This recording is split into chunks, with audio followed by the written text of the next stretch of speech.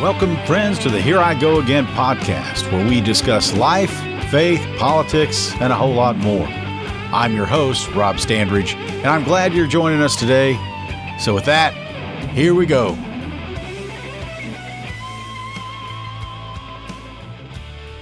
Welcome to the Here I Go Again podcast. This is our, oh my gosh, don't lose count. I think it's our 8th episode, and our guest is President Bob Linn, President of OACPAC, Bob Linn. And you'll have to remind me the acronym. I think it's Oklahoma Conservative Political Action Committee. Is that right? Well, that was what it was for 30 years. We, a few years ago, started OACPAC Foundation. Oh, the foundation. Which is Original Constitutional Principles Affecting Culture. And so that is a tax-deductible foundation. Ah, the 501c3. Right. So I still lead the old OACPAC. Right. But most of the activity you see and everything is around the OACPAC Foundation. And we're mainly educational. The foundation's more educational. Yes. Well, welcome aboard, Bob. So in general, how's life going? Well, it's been very busy. Been very busy. We've been in the middle just personally of, major home remodels. So that's... Are you doing it yourself? Well, we've been the general. Oh, the general contractor. Okay. Yes, and one of our sons has helped with that. But no, we've hired contractors and just keeping up with them. They like to come early in the morning. Yeah. But they've done a fabulous job. Yeah. Well, we touched on OACPAC, so I think we talked off camera before about how I'd like to give you a spot. We're recording this just a few days before your last meeting, OACPAC, for the season, which meets at the Oklahoma History Center. Yes. And we had Charlie Meadows on a couple weeks ago, who was one of the presidents before you a few years ago.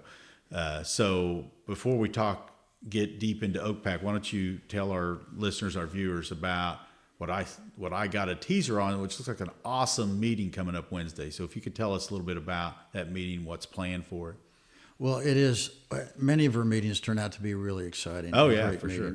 And they're well done. We're very professional in the way we do things there at the History Center. But this one has the gubernatorial candidates, the GOP candidates. How many of them will be there? Well, we've only invited 4. Okay. And those are the 4 that I would consider GOP candidates. So we haven't invited Mr. Drummond. Gettner Drummond, who's the Attorney General now, so he won't be there. No. Okay. And, many people in the GOP consider him a Democrat, so I won't comment further on that. But, What's your meeting?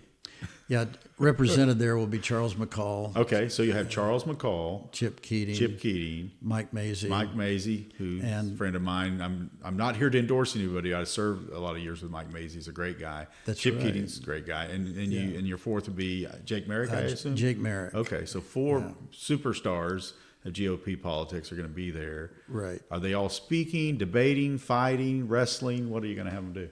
Well, we're going to start the meeting. I think Wade Burleson is on our board. Oh, cool. Okay. Wade was pastor. Oh, he's on your board for the foundation, I assume? He is. Okay, cool. Yeah. He was pastor of Emmanuel Baptist for 30 years, 3,000-member church up in Enid. Fabulous speaker. He's retired, and he spends all of his time speaking and writing. And he's a speaker trainer for corporations. I didn't know that. Okay. Yeah, but when you hear him speak, you say, wow, that guy can... Yeah, no, he's good. He can tell you how to tie your shoes and make it exciting. You're right. He's the John Maxwell or Dale Carnegie, right, yeah. Yeah, absolutely. So Wade and I talked a month or so ago. He had been to Madeira, Portugal, and... bought some of their wine. Okay. It happens to be where Alexander Hamilton bought a shipload of wine. Load? A ship load of wine. Okay. Of wine. Okay. You won't have to edit that out that's fine. If you listen carefully. Yeah, he brought back a ship loaded with Madeira wine. Okay. From Portugal. From Portugal. Okay. Portuguese. That's 251 years ago in 1775. Okay. And as it approached the harbor, the British confiscated all of that Madeira wine. Obviously, it hacked off Alexander Hamilton. Yeah. And the rest of the founders. It was quite upsetting. I won't say that's why they went forward with the declaration, but it was one little. If we could be back in that time, you think that was the tipping point? That's the straw that broke the camel's back. Yeah, We're pissed off about the tea and all of this other stuff, but man, don't mess with our exactly wine. Yeah, so. That's very expensive stuff. Yeah, and for sure. So a year later, they write and sign the Declaration of Independence, and in memory of what had happened a year before, they toast that signing with Madeira wine. Okay. And so Wade's going to tell that story in a way only Wade can tell it. Oh, yeah, that'd be good. Wade's going to have Madeira wine there at the meeting. Wade and I as a theological old-time Presbyterian, old-fashioned, as back when they were hellfire and a little bit brimstone more preachers. Yeah. Yes. And so I like to joke with my Pentecostal and Baptist friends about the differences, but Wade is obviously a Baptist pastor, so we're going to have a Presbyterian and Baptist toast to the 250th celebration. Well, Whitfield, was he Presbyterian, right? Most of their founders were influenced by the Puritans were Presbyterian. Well, he's the yes, star. Whitfield was. Yeah, he's the star of that movie. I downloaded it the other day. It's not Amazing Grace. Anyway, it's a movie about his part to play in the Revolution, which was a big part. Well, theology drives civilizations, and sorry, I got you off track, but back that's to fine. Wade Burleson's going to tell the story. Yeah, and we think, because if you look at our promo, you see all those candidates with the glass of wine toasting to the 250th. So we imagine, I got their permission to print that, but we imagine they'll all come on stage and toast to the 250th. Oh. So we'll have these governor candidates all toasting. We're going to bring enough wine glasses for everybody. Well, that'll be cool. Oh, no, just the gubernatorial candidate. Oh, okay. Not the whole. It's not a communion. Not the whole not round. Okay. No. But I'm sure Everybody's going to be going, where's my wine? we'll probably sip only a communion size sip of the wine. But that'll be great at the 250th celebration. We'll have all these gubernatorial candidates That'll toasting. be awesome. Yeah, that's probably what I'm most excited about in the meeting. I know they're campaigning hard. So the meeting is this coming Wednesday. Yes. Well, Wednesday of this week, which is May 27th, right? And you can come as early as like 11:30, but it starts at noon, right? Yeah, the setup staff gets there at 9:30, so the doors open I think at 10 to the History Center. Okay. And people start coming in, but we've got also Ty England, country western star. Okay, yeah.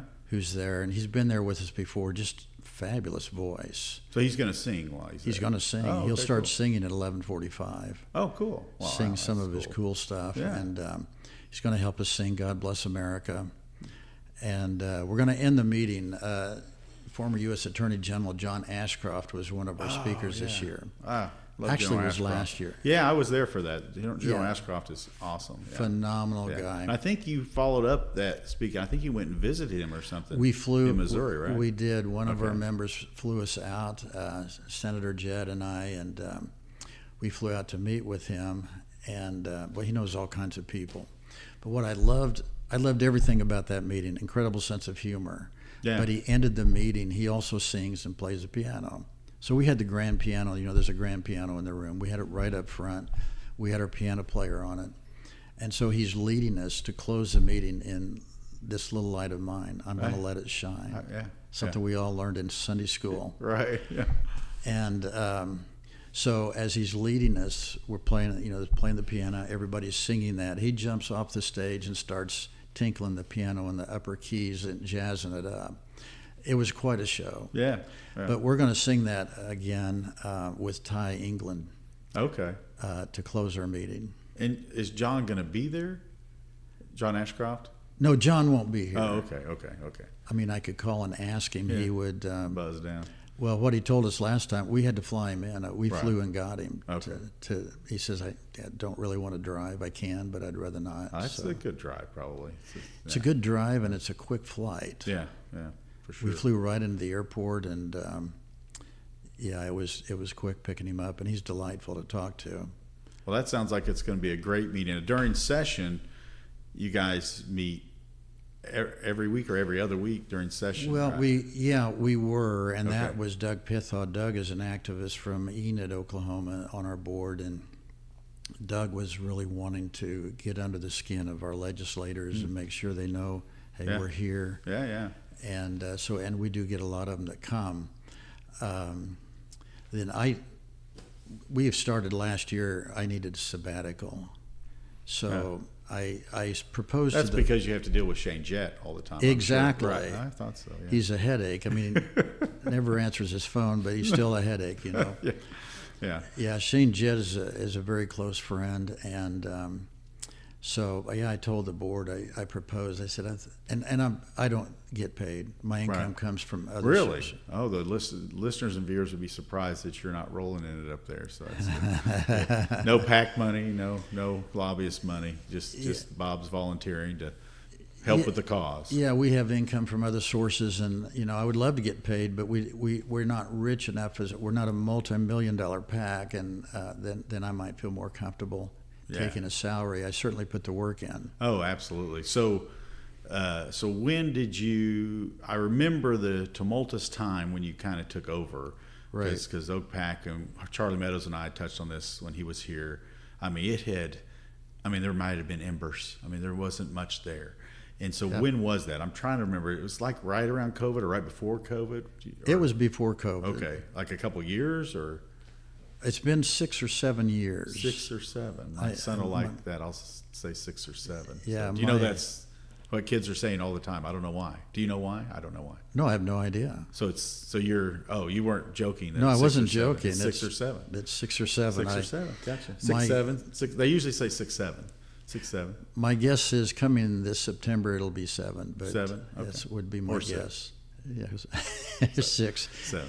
Okay. So 7 years at the helm, and I mean, I'll just tell you that you're doing a fantastic job. You have from the beginning, and I mean, it was such a great group. I remember seeing Charlie Meadows setting up in the chamber in the House, and had robust meetings, and people very involved, legislators, and so that kind of disappeared for a time until you took over. Now you go, like my wife, Senator Standers, she was there for a meeting I think last week, and it was great, or maybe it was 2 weeks ago, I don't remember, but anyway, Senator Julie McIntosh was one of your speakers, so right. Lisa went up there to support her and listen to her, so you get lots of legislators. So how was it when you took over, and how do you feel like it is today compared to then?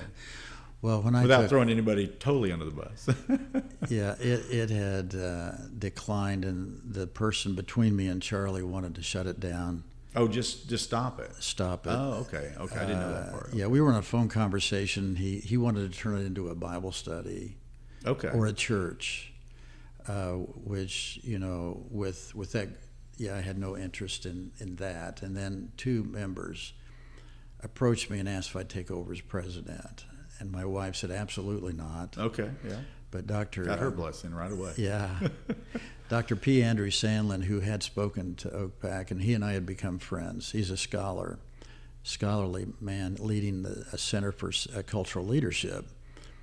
Told me I absolutely had to. So, I remembered back a few thousand years ago what happened to our first parents when the husband listened to the wife, and that didn't go well. So you were trying to take advice from Adam. So you just... I thought, Adam shouldn't have listened to Eve, really. And now what do you say? So I'm thinking...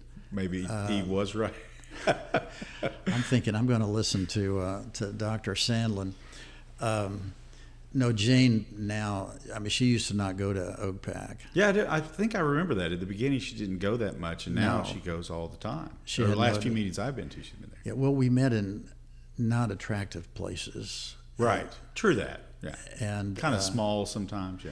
Yeah, so as things grew and developed, we always try to be classy. And, of course, now we're at the Oklahoma History Center. Which is extremely classy. It's very nice. It's very classy, right across, just north of the governor's mansion. Right. Just east of the Capitol. So you go have breakfast with the governor. And Absolutely. Jump over and have the meeting. Yeah, and then we get in this helicopter and go over Fly across, from one parking lot to the other. Right. But it's been a fabulous location because it's sort of part of the Oklahoma's government. Oh, the History Center is, but I would argue that OakPac is. OakPac is influential in the legislature. It's influential in races. I mean, you have these folks, they want to be there. They want to visit with some of the real conservatives in Oklahoma that come there, and they follow what OPAC does. So go back just briefly. I mean, they asked you to do that, which very thankful that they did, and that you hopefully you don't ignore Jane often, but you went with your gut, which for men often doesn't work right, but it worked right then. So before then, when did the political bug bite you? When did you think, okay, I'm going to pay attention to politics? Well, that's interesting. I was more of in college, I was a student. I was in the leading trumpet studio for a year and a half at the Indiana University School of Music. Oh, really? Okay.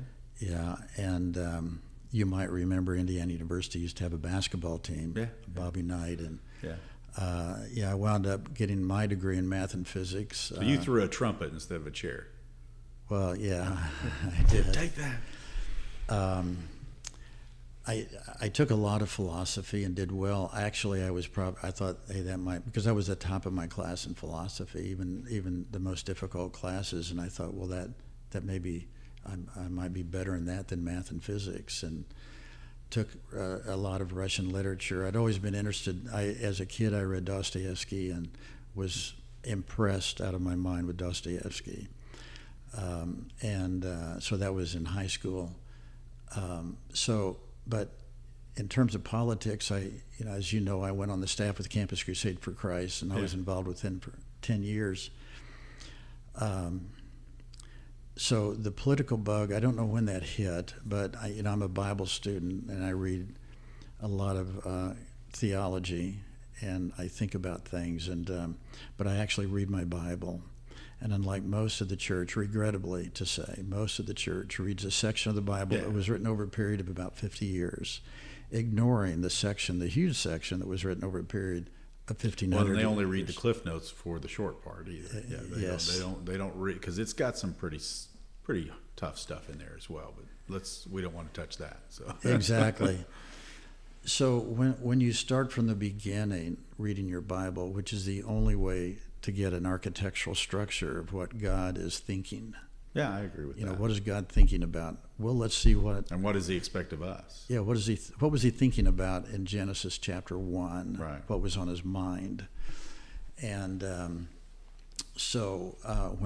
when we get to verse 28, we find out he told Adam, when Adam was first created, 1 nanosecond after that creation, had Jesus not come to Adam and explain to him the facts of life, Adam would have stood there at the door of the Garden of Eden, looking on the creation, and he'd said, "Who am I? Why am I here? How did I get here? And what is all of this?" Right. Which is what we do every day we wake up. Right? Well, philosophers who don't know Jesus, right? They talk about metaphysics. Yeah, sure. They talk about protology, teleology. What's teleology? Teleology is thinking about the purpose of things. Okay. And protology, how did I get here? Ontology. I'd heard protology, but I hadn't heard teleology. Yeah, and that's different than proctology. I've heard, yes, a little different direction, different approach. Yeah, and ontology. And so when we don't know, so once the Lord Jesus told that to Adam, he all of a sudden knew, I'm created by the Creator in his image. Right. Jesus told him, I put my image in you. And you're here to exercise dominion over the planet. And you're here to fill the planet, with little boys and girls. That means that gorgeous woman standing over there, you're going to enjoy her company on a regular basis so you can produce progeny. So that was Adam's.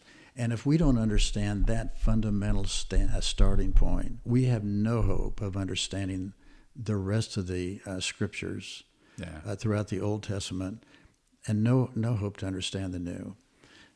Without the Old Testament, we have no backbone as a church, and that is our problem today. Oh, there is very little backbone, because if you touch on the truth and love in the Bible, which there's a lot of it, and there's a lot in the New Testament too. I mean, Corinthians, Timothy. There's some good stuff in there that can tell you a little bit how to live.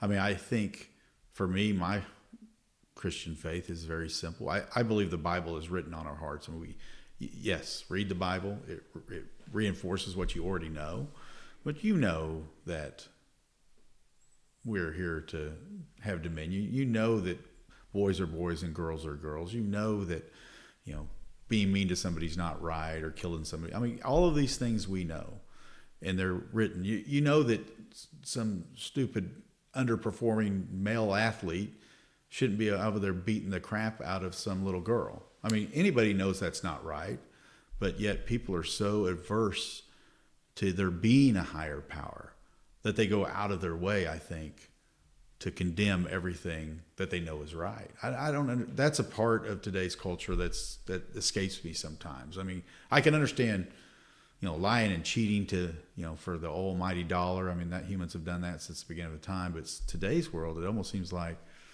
some are lying and cheating and misbehaving just to flip God off. I mean, just to poke it in his face, say, you don't know what you're talking about, old man. Did it feel like that to you?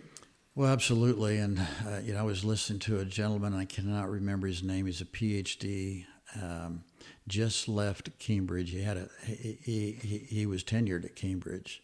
He could have done anything he wanted. He could have screwed up any way he wanted. They couldn't fire him. He left of his own volition because he came to the conclusion that not only was Cambridge at a point where it no longer thought there was such a thing as truth, but so have all the other universities in the West. Oh, yeah. Harvard, Yale. No university today would tell you that there's such a thing as truth. And this is the issue I have here in Oklahoma with our boards of regents. Oh, yeah. And our presidents. But when you have a formal posture that there is no truth, there is no longer a reason to have a university. There's no longer a reason to grade papers. Nothing means anything.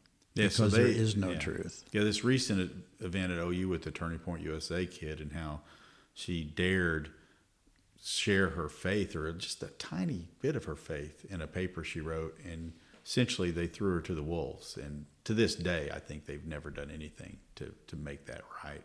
They give people paid administrative leave as punishment. Wouldn't that be nice?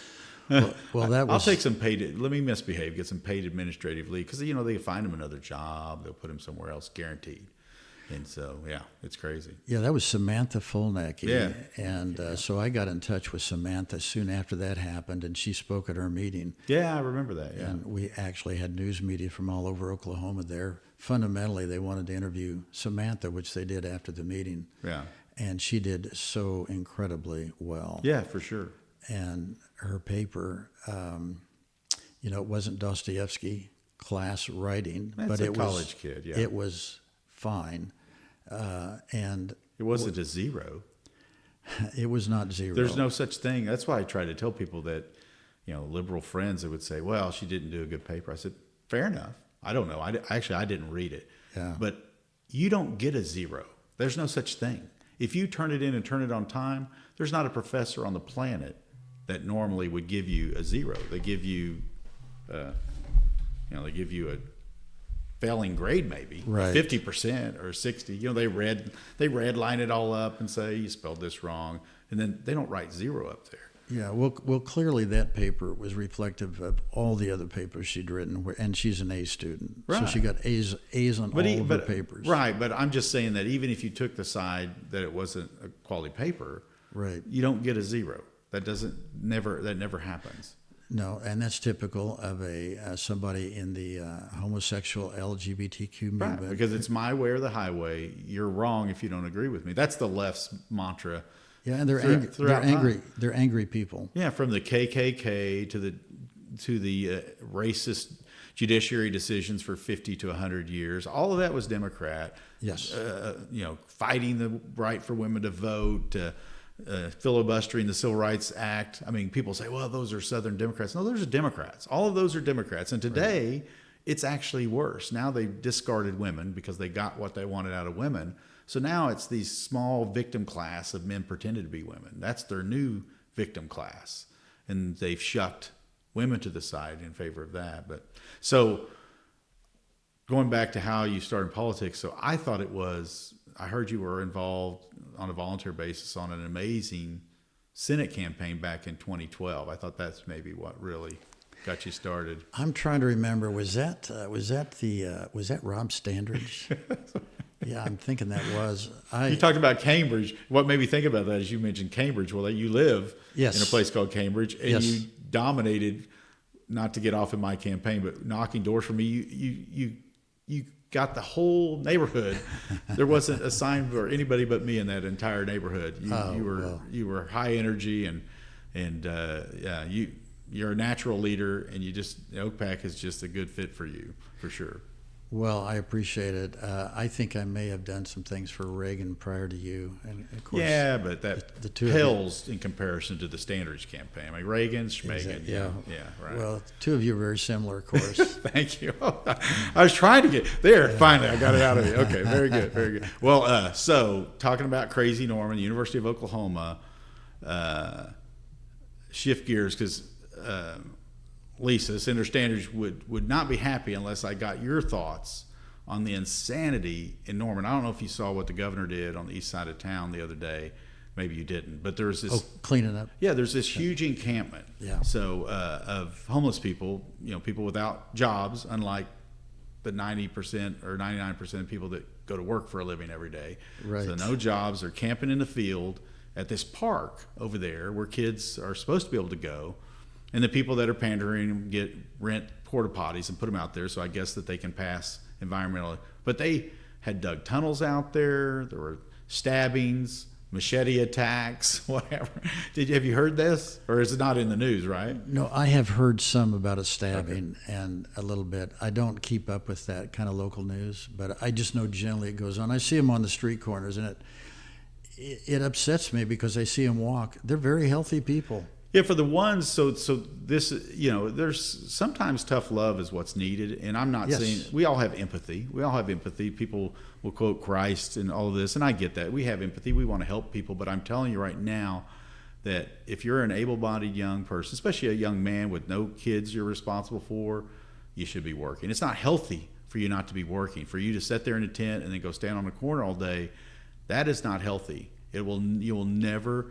It's kind of like an addiction. When I practiced pharmacy for years, I learned for a fact that until somebody wanted to quit smoking or whatever it was, they would never quit.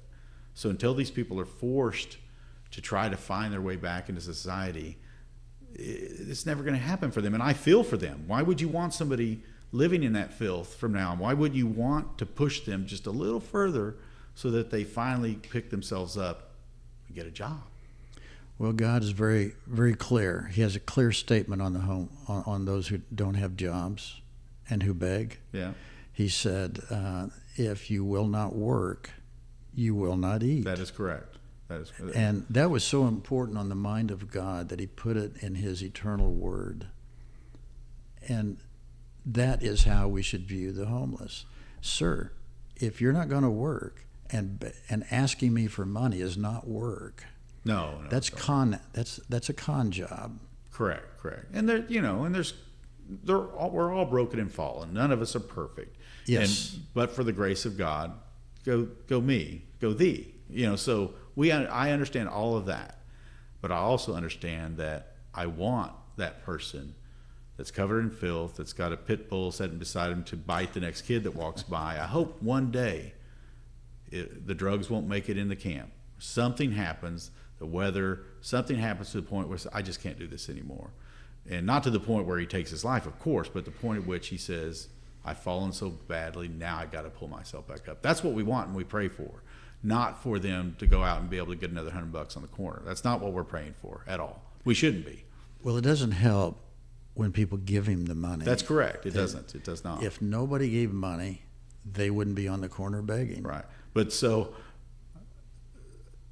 I hate to make light, but there's this. So I was asking some folks about the violence. So they had dug tunnels over in the Francis Cape Park. So I don't know what the tunnels are for. Maybe to keep warm. That's what somebody told me. To keep warm. I said, well, there's a lot of kids around there. It makes me nervous that you have tunnels dug in a park. I mean, so I don't know if they're human size. I don't even know what size they were, human size or what. I don't know. Maybe they were just to store things in. I don't know. But by the way, it impresses me. Keep on with your story. But if they're digging tunnels, they would be great at construction work. They would be, especially if they take the time to make those very I said, designed well. You know, people will pay money for you to dig. Yeah. Those storm shelters, you could be those things are money making things too. Every one of them is like $10,000-$15,000. Yeah, go to town. Giving to society. Yeah. Society will give back to you. So one of the deaths. So there's been several stabbings. There's been a dog. You know, they have vicious dogs now. I mean, this is a big problem. And the Highway Patrol was telling some folks about it when they decided to come down and clean it up. So we're more concerned about the dogs. We're going to bring guns, so we have to put down some dogs. Well, imagine the kids walking around. I mean, children. I mean, I don't care where you are in Norman. There's going to be children around. Right. They can't run away from a pit bull dog. They're going to be dead. Right. Or badly injured. So anyway, one woman here a few days ago, I guess, was attacked by a dog, and she shredded it with a machete. Oh, really? Which raises the question, why do you have a machete? I mean, that's the question. And a woman having a machete, not to be sexist, Right. but that seems unusual. Yeah. So I don't know if the machete was just sitting there handy, like with a sign on it said for dog attacks. I don't know. But then another story out of there in the last few days was that a person was found dead. But the description about the death I found very unusual. It said, person found dead by overdose with stab wound. Oh my. So if you were a reporter and you had a tagline to put up, is that how you would tag it? Person found dead from overdose with stab wound. Yeah, that's hard to put those two together. I mean, person was stabbed first. Right. Homeless person stabbed, but may have died of overdose, maybe. I mean, how do you delineate the two? Was the stabbing not serious? I mean, I don't know. I mean, I've just found that very odd. That is odd. That needs some completion. Yeah, right. So I'm saying, well, is the stab wound is extra? That's ancillary to the whole death thing. I mean, it seems like it would be integral to the death thing. You would think. Right. That's what we think of stab wound. wound. But the overdose gets much more empathy. I mean, poor person died. I mean, I do feel bad for them. You don't want anybody to die, especially of an overdose of drugs. But they died of overdose. I mean, in other words, I'm curious if that's a political statement, or if it's a description of what really happened, is what's in my mind. Is the description of what really happened is the person was stabbed and they happen to have a bunch of drugs in their system? Or was the person already dead and somebody went along? I mean, the article made it sound like they found a dead person and they just went ahead and stabbed him. That's what the article made it sound like. Anyway. Well, the reason I have no sympathy is, number one, they trash the area. They do. And they want me to clean it up. And secondly, I grew up in a family. I'm a farm boy. My parents were both school teachers. My dad got his PhD at Indiana University, taught some at the university, and also we ran the farm. And we had a number of family farms, and that's hard work. Oh yeah, for sure. So I know what it's like to shovel manure and to dig, and so.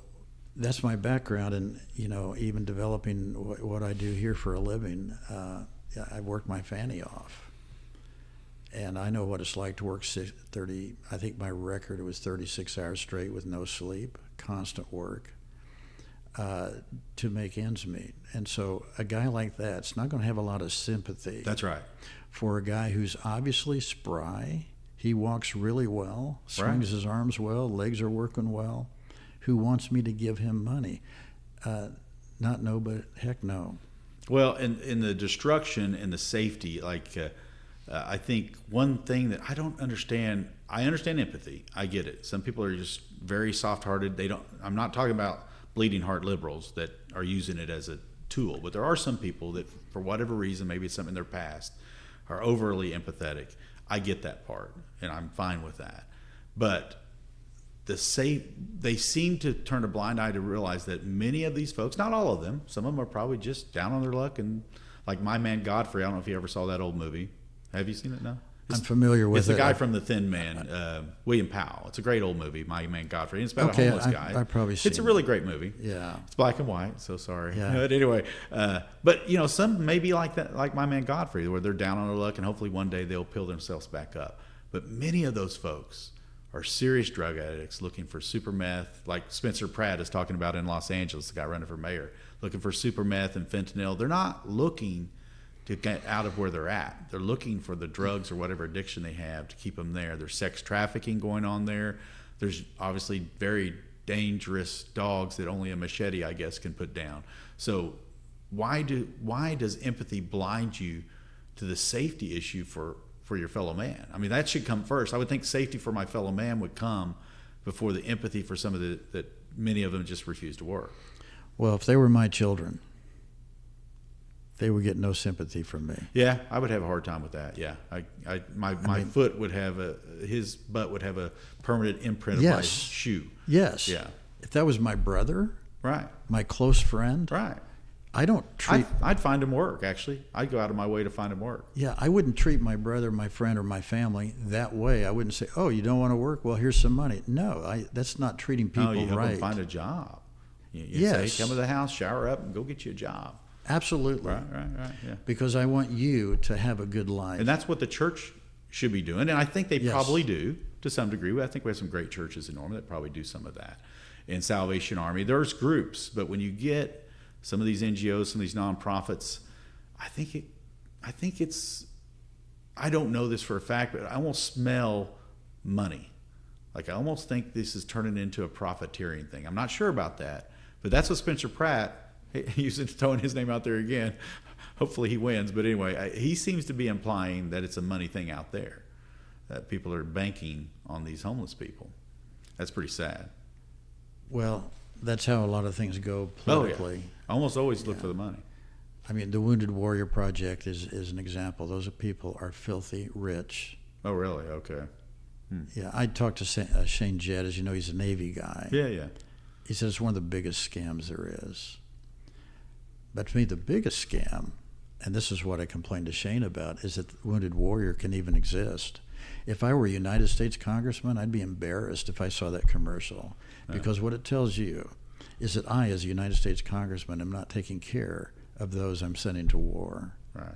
There should be no reason why anybody that puts on a uniform for the United States government and is damaged overseas in warfare doesn't have the best medical for the rest of his life and spare no expense. And I know we can afford it because we have so much money in America.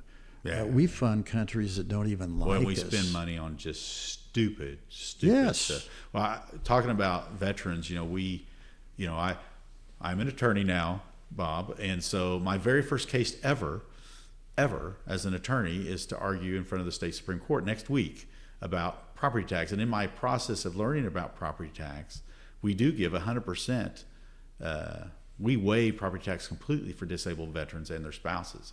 I may have known that before, but it reminded me of that. So, I mean, the government should take care of our wounded veterans. And when I see one begging or whatever, it bothers me, or one that's claiming to be, I bet you not all of them are, but one that's claiming to be, it bothers me because I know we have tons of programs for them. I don't know if we lack, people that go. I know the county commissioners, at least in the past, had a veterans representative to help. So, but I don't think there's any excuse for us not helping them in some way.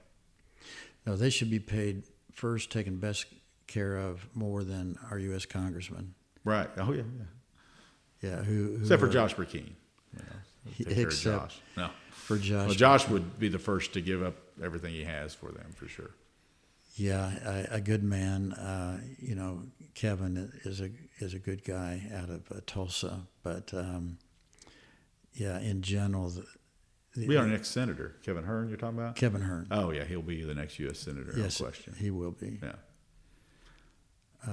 Ty England, by the way, who's our country western music star, who's performing for us, is also running for that seat, and he's made very clear, I'm not running against Kevin. I'm running for the U.S. Senate. Oh, he's running for the statewide U.S. Senate seat. I wasn't aware of that. Okay. He is. I think he has in mind some future runs. Okay, all right. But Kevin is unbeatable.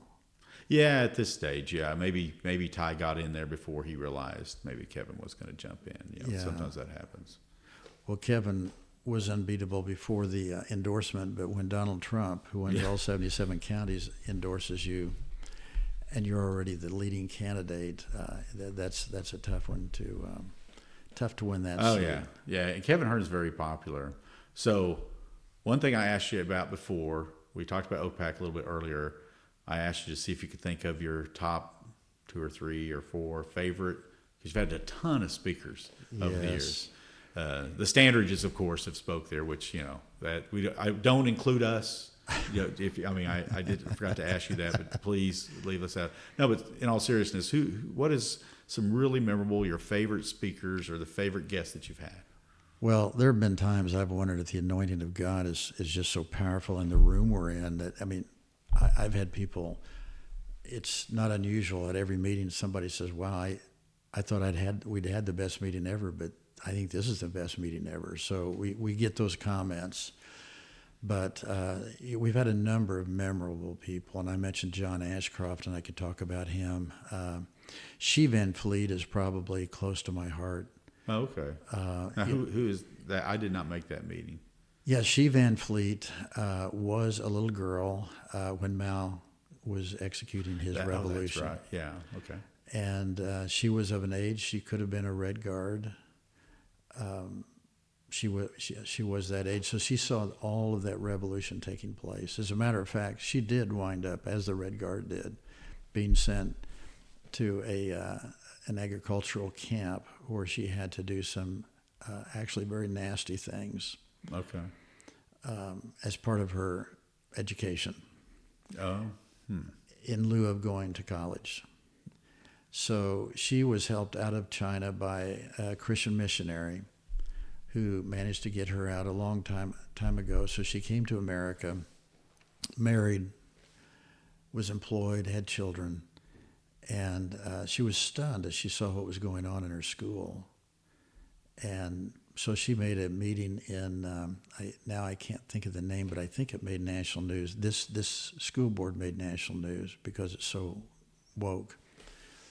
And she stood up and they said, well, you have, I can't remember if they cut her, I know they cut her time to 60 seconds, maybe they cut it to 30 seconds. She said, I had very little time. But I basically said, I grew up under Mao. I know what a cultural revolution looks like. Everything happening in this school is a cultural revolution, exactly what we did in Mao's time. Yes. Where was the school district at? You remember? I think it was in Virginia. Oh, Virginia, okay. Wow. I don't know if it's fair. If I mention the school district, I think it'd probably ring a bell. I just can't think of it.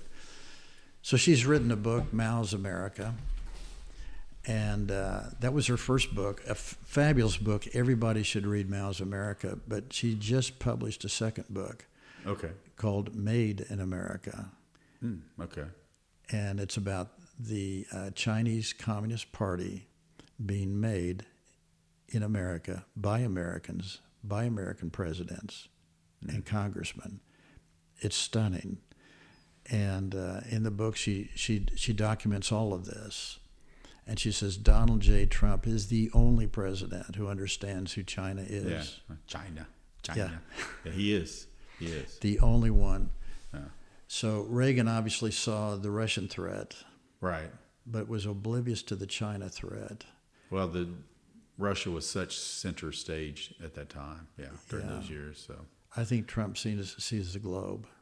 Of course, he was raised with a dad who was a member of the John Birch Society. So I didn't know that. Okay, cool. Yeah, so he has that intellectual side of him that comes from reading John Birch books.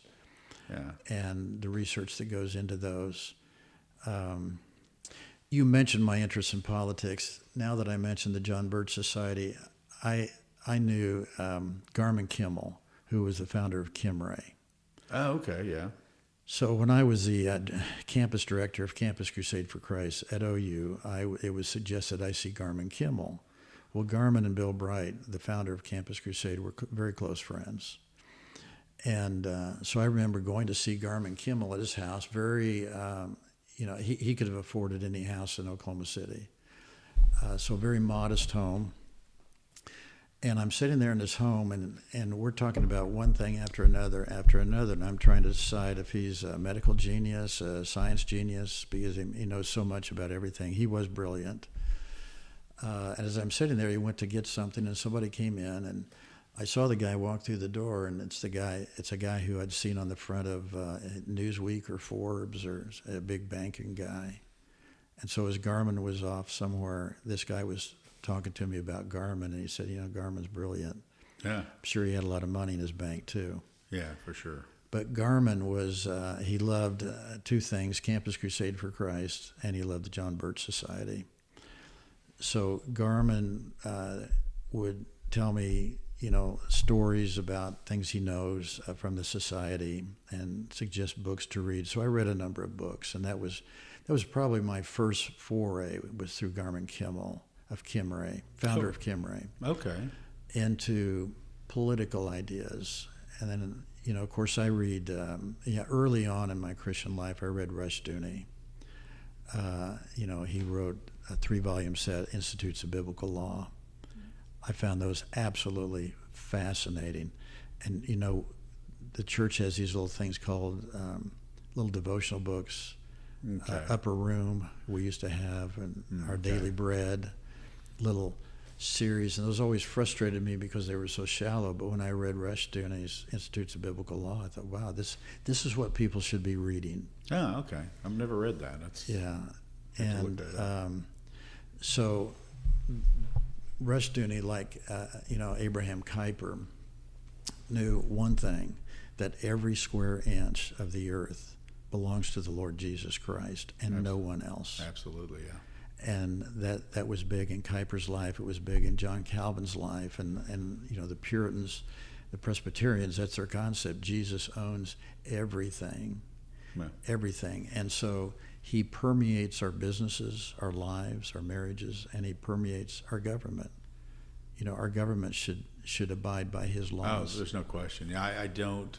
I understand the Caesar analogy, but it doesn't work. I mean, God insists that we have godly leaders, and that we're responsible for that. I started to share this a minute ago, but C.S. Lewis, Mere Christianity is a book I used to give out to people when I first started getting the fire to be a leader and that type of thing. But I think life is, we're here, but just a flash of time, Bob. It is a flash. It's a flash of time. Yes. And, we always want a longer flash, but it's a flash of time. And so why are we here? I mean, it bothers me where people think they're not here for any reason. I mean, it's so sad because we all don't know the total reason. Oh, if you just have faith. Well, you have faith, but if you have faith, then you probably read the Bible. Read the Bible talks about doing a lot more than just having faith. People say you can't get to heaven on good works. Well, it doesn't mean you don't do good works. It doesn't mean you sit back in your chair and just watch TV the rest of your life and say, well, I'm going to heaven, because I think life's a test.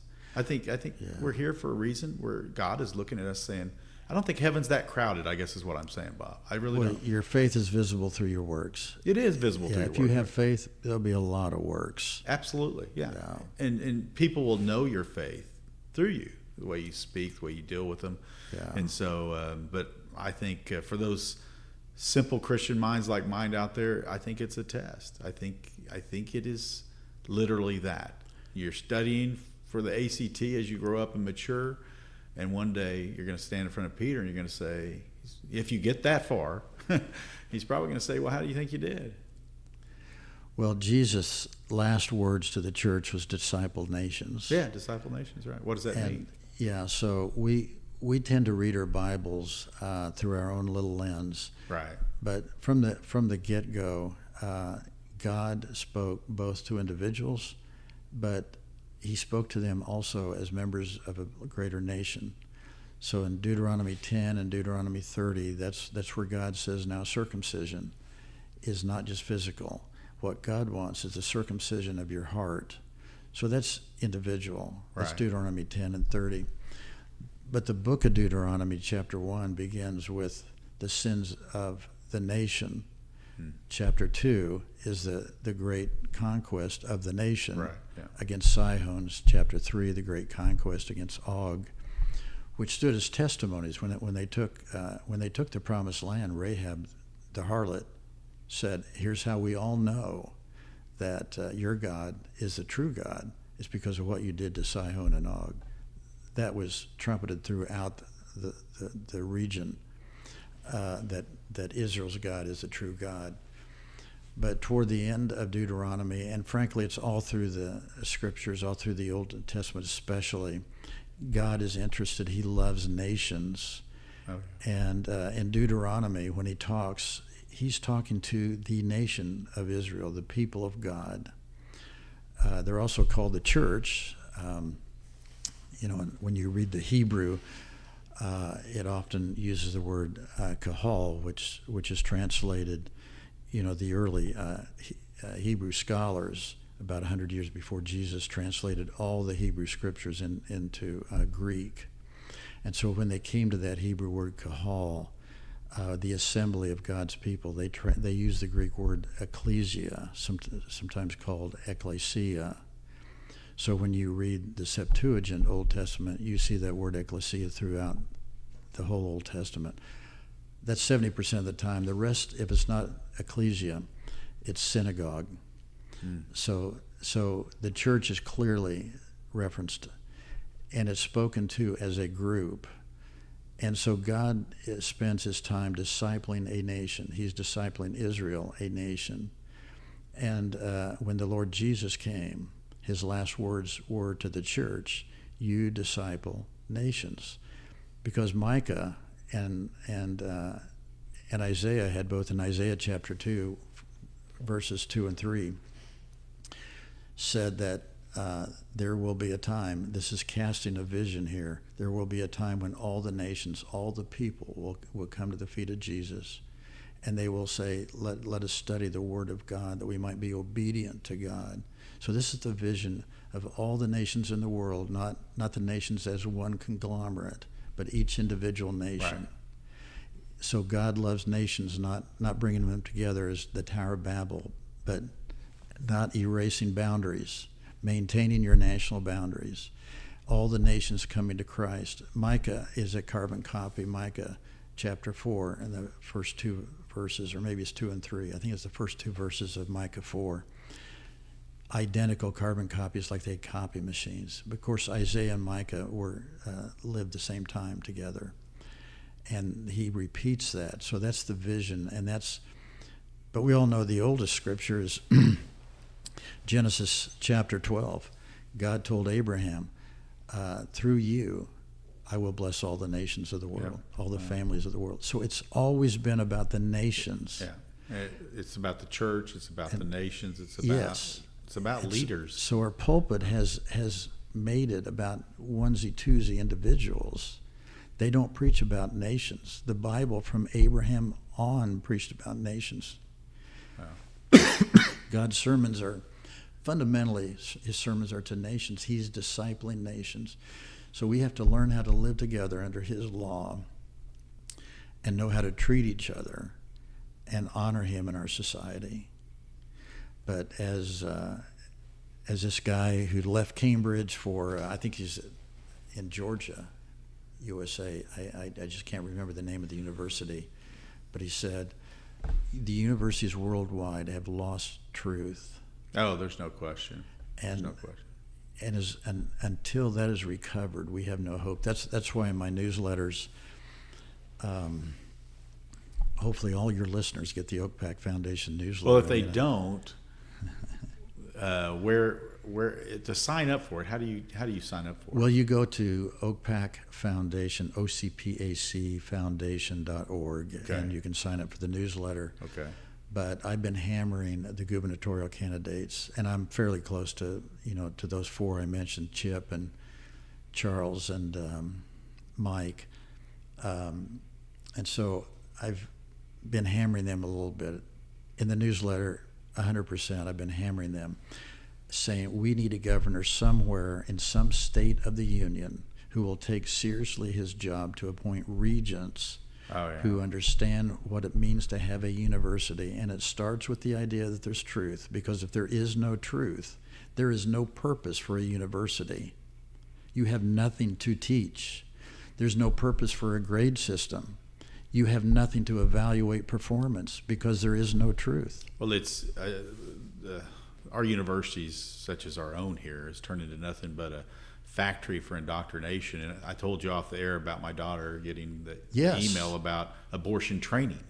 To her university email, they used Dell Hall to put on this show, and literally the email said they were going to guide you how to make sure you get around the law, because it's, abortion's not legal in Oklahoma. Well, so they're going to show you how to get the pill and how to perform the abortion yourself. And I'm going to address that with these guys. I didn't know that until just then. That is shocking. Isn't that shocking? It's shocking. It's unbelievable. So, but I'll tell you from my personal experience when I served, the only thing these schools today understand, and the only thing they understand, I don't care what they say, is money. Yes. It's disgusting. I'll never forget Representative Gann, Tom Gann, friend of mine, great guy in the House. He was chairing, he told me about a meeting he was going to have on the House side with the University of Oklahoma medical people. And I said, I'd like to go. And so I showed up. I was the only person from the Senate there, naturally. So I was there, and there was about half a dozen House members, and then a lobbyist for OU and a couple of medical, highly trained, highly educated medical folks, two of them. And I'm sitting there listening, and Bob, I couldn't hardly listen.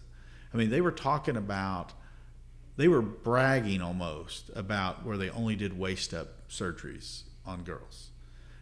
This transgender mutilation, medieval, hacking off body parts surgery. But they were almost like taking pride in the fact they only did waist up. And finally, I just could not keep my mouth shut. And I said, let me understand this correctly. They can't get a tattoo in Oklahoma, even with their parents' permission, but you can lop off their breasts. And even Gann was like, Rob, but I can't help myself. What? I'm a medical professional. I don't understand. It's supposed to be first do no harm. You start chopping off working body parts, how is that not harm? And I'll never, till the day I die, will never understand the medical side of that. Now, if you go out... That's money. It's money. It's money. So the only way we got them to stop was not bills, was not anything else, is we took $500,000 from them. That's it. It took us $500,000, absolutely pocket change in the world of governments. Our budget this year, our ballooning out of control state budget, was almost $13 billion. I'm talking about $500,000. You can't even see that number in $12.5 billion. Right. That's all it took to get these morons, supposed medical professionals, from stopping to lop body parts off of young, beautiful girls that were created in God's image to be the most beautiful creatures on the planet, and you chop them up. Right. How can... I'm sorry, I got on my soapbox, but I just don't get it. I don't understand. Well, these are evil men. They are evil. You have to be evil to do that. And we talk about empty suits in politics. Right. Empty suits. These are medical people in empty medical robes. They're not human beings. They aren't acting as human beings and creating God's image. They're acting as animals who have no sense of teleology, protology. They have no sense of the transcendent purpose of their lives. They are animals who seek only their immediate gratification, which comes through more dollar bills on their bank account. So, and here's the even sadder. Be disappointed in humans all the time because we're fallen, broken. None of us are perfect. But so the discussion went the area of suicide. And they made this big, as they always do. They're going to commit suicide. It's the dumbest thing, because more commit suicide, especially the girls. That more of them commit suicide ever after transition surgery than before. Absolutely, it's like 80%. It's some crazy number. Yep. And they went down that, and so I thought about that after we cut off the money. I thought, so you believed in that, but as soon as you lost $500,000, you stopped doing it. So it wasn't about you caring. Exactly. That was your rationale for keeping the money flowing. And it's only $500,000. I mean, what is a doctor, because it's a clinic, $500,000 doesn't mean anything to them. Right. So, what is up with humanity? I just don't get it. But anyway, sorry, tangent. Well, I reviewed this. My most recent meeting was with Charles McCall, and I mentioned this, and he mentioned the money. Yeah. But my point is, yeah, that's the shallow way to deal with it. You have to find guys who know what it means to be a university, to be a regent. They must understand that if we don't believe in absolute truth, that it exists somewhere out there, we have no reason to have a university. Yeah. And we don't have regents that think at that level, and that's a problem. I think those men are out there. We need to find them, and I think it's the governor's job. We need a governor. I started to say, somewhere in the 50 states, a guy like Ron DeSantis needs to find a governor who says, I've got one job. Western civilization has crumbled. Yeah, there's no doubt. Universities from each side of the Atlantic have crumbled. They no longer believe in truth. It is my job as governor to restore Western civilization through restoring the concept of truth in the universities in the state of Florida or the state of Tennessee or whatever state that governor. But if one governor would do that. I don't want to disagree with you, but I think I have a more sure ticket for you, and that is the state Senate. And the state Senate, the pro tem of the Senate, controls the state without question these days. It's an iron fist. He controls the governor. He controls everything. During my last few years there, I authored a bill talking about these transgender, mutilating, medieval, torturous, bizarre, barbaric surgeries. I authored a bill to give a cause of action for these later in life because, there's liability there without question. These doctors are, but my cause of action never made it to the finish line. You know why? Well, some conservative senator, who's now the floor leader, Senator Daniels, took it. Her idea was take all these people like Senator Jett, myself, and others that have been working on this for a couple of years, take it and put it in her bill, which I co-authored. I liked parts of it, but conveniently left out the real meat, and that is giving these people the opportunity to sue a couple times. Mm-hmm. You sue some of these moron doctors that would do that. You sue them a couple times, they'll stop. If Dr. Smith over here that's willing to cut off every part of a kid's body sees Dr. Jones have to fork over $10 million, he'll stop chopping off body parts. Yes, he will. Yeah, that's the only way you can do it. It's the only way you do it. But they took that piece out. And she told me, oh, no, I left it in. No, it's not in there. And it's easy. It's an easy part to put in. But they answer to the lobbyists and special interests that didn't want that in there. Yeah, she is less than impressive to say, and that's an overstatement. Well, one of my regrets, and I hate to, this is not personal, was I appointed her as assistant whip twice while we were there. The first time, I don't necessarily regret, but the second time, the people that she's now in bed with tried to get me to fire her, but because I'm a very loyal person, unlike who you mentioned, DeSanctimonious, I just didn't do it. I should have done it. I should have, because I do fire people, obviously, but I didn't do it. That's a regret I have. I don't have that many. It's not that big a regret. Life goes on. But I wish I would have fired her. I think that was it turned out not to be a very good. She is a train wreck.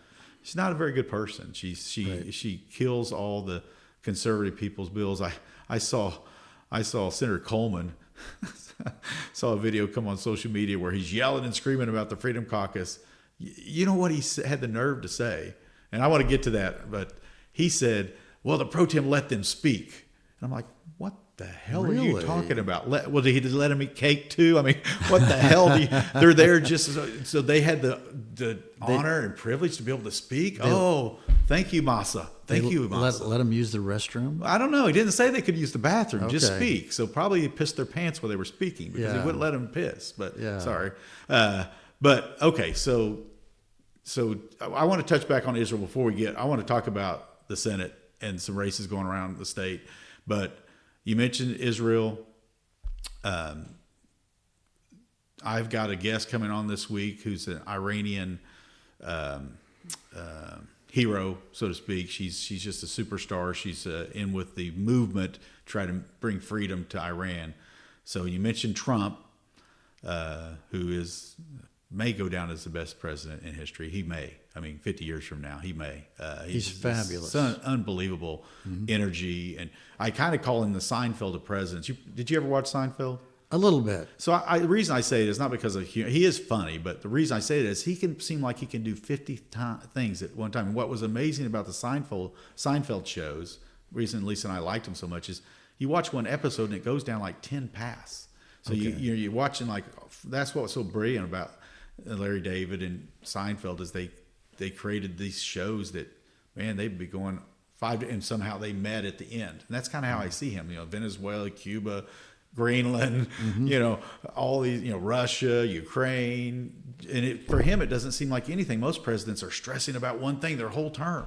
Right. Hell, he's doing it's like he's juggling 50 things. Right. But it doesn't seem to even make him break a sweat. Yeah. I think it's unbelievable. But Israel, what do you think about, not that we touch on very many international things, but what was your thoughts about Iran and how it's going, and what do you think will happen and what do you hope will happen?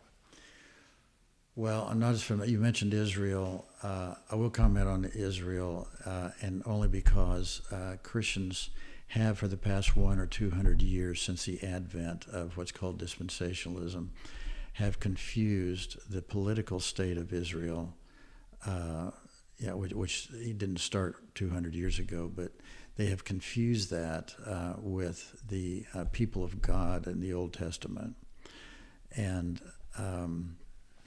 I would challenge anyone to begin reading their Bibles from start to finish, and at that point where they leave Malachi and go to Matthew, I would challenge anyone to find a point at which they think they're reading about a new religion, or they're reading about a new God. And I've on purpose done that exercise to think, where would a guy get the idea that I've left what Moses was talking about, I've left what Isaiah was talking about, and I'm now thinking of something different. There's just never that point. As a matter of fact, it constantly is pointing back to Moses, Isaiah, and the scriptures. And when those letters were written, those were the scriptures. Those letters were not scriptures. They were pointing to Genesis, Exodus, Leviticus, all the way through Malachi. So the people of God are the people of God. That is the church. And the political Israel, God formally divorced Israel, I would say, in AD 70, when Jerusalem was pummeled, destroyed. God threatened all through the Old Testament to divorce Israel, but he's talking about the political Israel, not his people. Right. And so I'm pro-Israel. I think Israel should be one of our major political partners. But I don't see Israel. You can't say that a nation represents God's people when that nation formally rejects Jesus as the Messiah. That's not possible. That's called Antichrist. Right. And that's the problem I have with the term Judeo-Christian. Judaism, I picked up my grandson from school one day. I think it's because of the Old Testament values, I think. It is. Right. My grandson said, "Hey, today, my teacher told me that Christianity was 2,000 years old and Judaism was 6,000 years old." I said, "Well, actually, he has that reversed. Christianity is 6,000 years old." We know that it was Jesus in Genesis 1:1 who was creating the earth. We know that, if nothing else, from the book of John, who said, "In the beginning was the Word was with God, and the Word was God." And he is the creator. So John teaches us that, if nothing else teaches us that. And Jesus, when he walked his disciples on the road to Emmaus, was talking about the Old Testament. He said, "Moses wrote about me." So we know that Moses was a Christian writer. The book of Hebrews says exactly this. Talking about Moses, it says Moses considered the reproach of Christ. It uses those exact words. Moses considered the reproach of Christ as greater wealth than all the wealth of Egypt. So we know from that Moses was a more devout Christian than most of the people we sat next to in the pew on Sunday morning, who don't necessarily consider the reproach of Christ as greater wealth than all the wealth of the world. Wow. Moses did. And it uses the word Christ. When Paul talked to Timothy, he told Timothy, hey, you learned about the Lord Jesus Christ. You read this in the book of Timothy from reading the scriptures. Well, Timothy didn't have Matthew, Mark, Luke, and John. Right. Or the epistles. That's correct, right. He had Genesis through Malachi. Right. And Moses, looking him eyeball to eyeball, said, well, in the letter said, you learned about Jesus in the Old Testament. Yeah. So we have failed, and this has only been an illness in the church of the last couple hundred years since through dispensationalism. We have failed to recognize that there is one Bible, there's one Savior, there's one God, there's one people of God. Yeah. There's never been two. There's never been two plans of God. He has one plan and one plan only. And so it's okay to look at Israel as a great political ally, and I think they are. But you can't say, I want to send money to Israel because the Bible says if I bless that political state, he's going to bless me. No, the Bible does not say that. The Bible says that those who bless the people of God, that's the descendants of Abraham. And Paul made it very clear that not all the physical descendants of Abraham are actual descendants. It's only the spiritual descendants.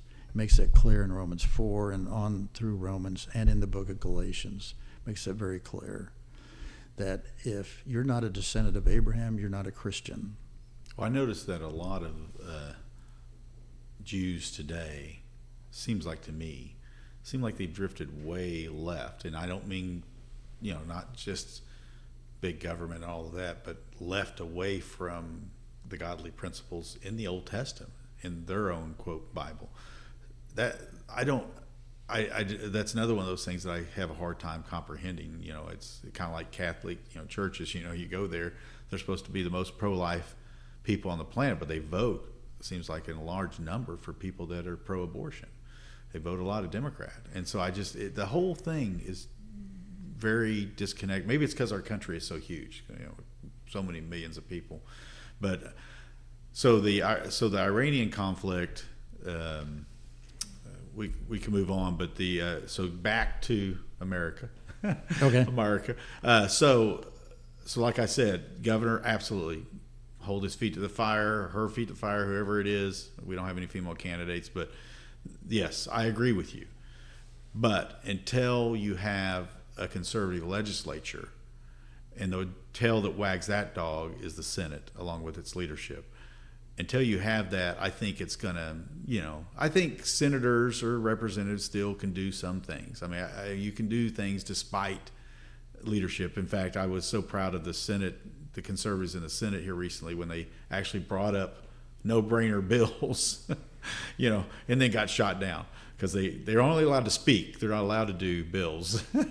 But right. So, do you have any thoughts about OPAC's involvement? Or, I mean, are they in Freedom? I know Shane Jett's Freedom Caucus, like I am.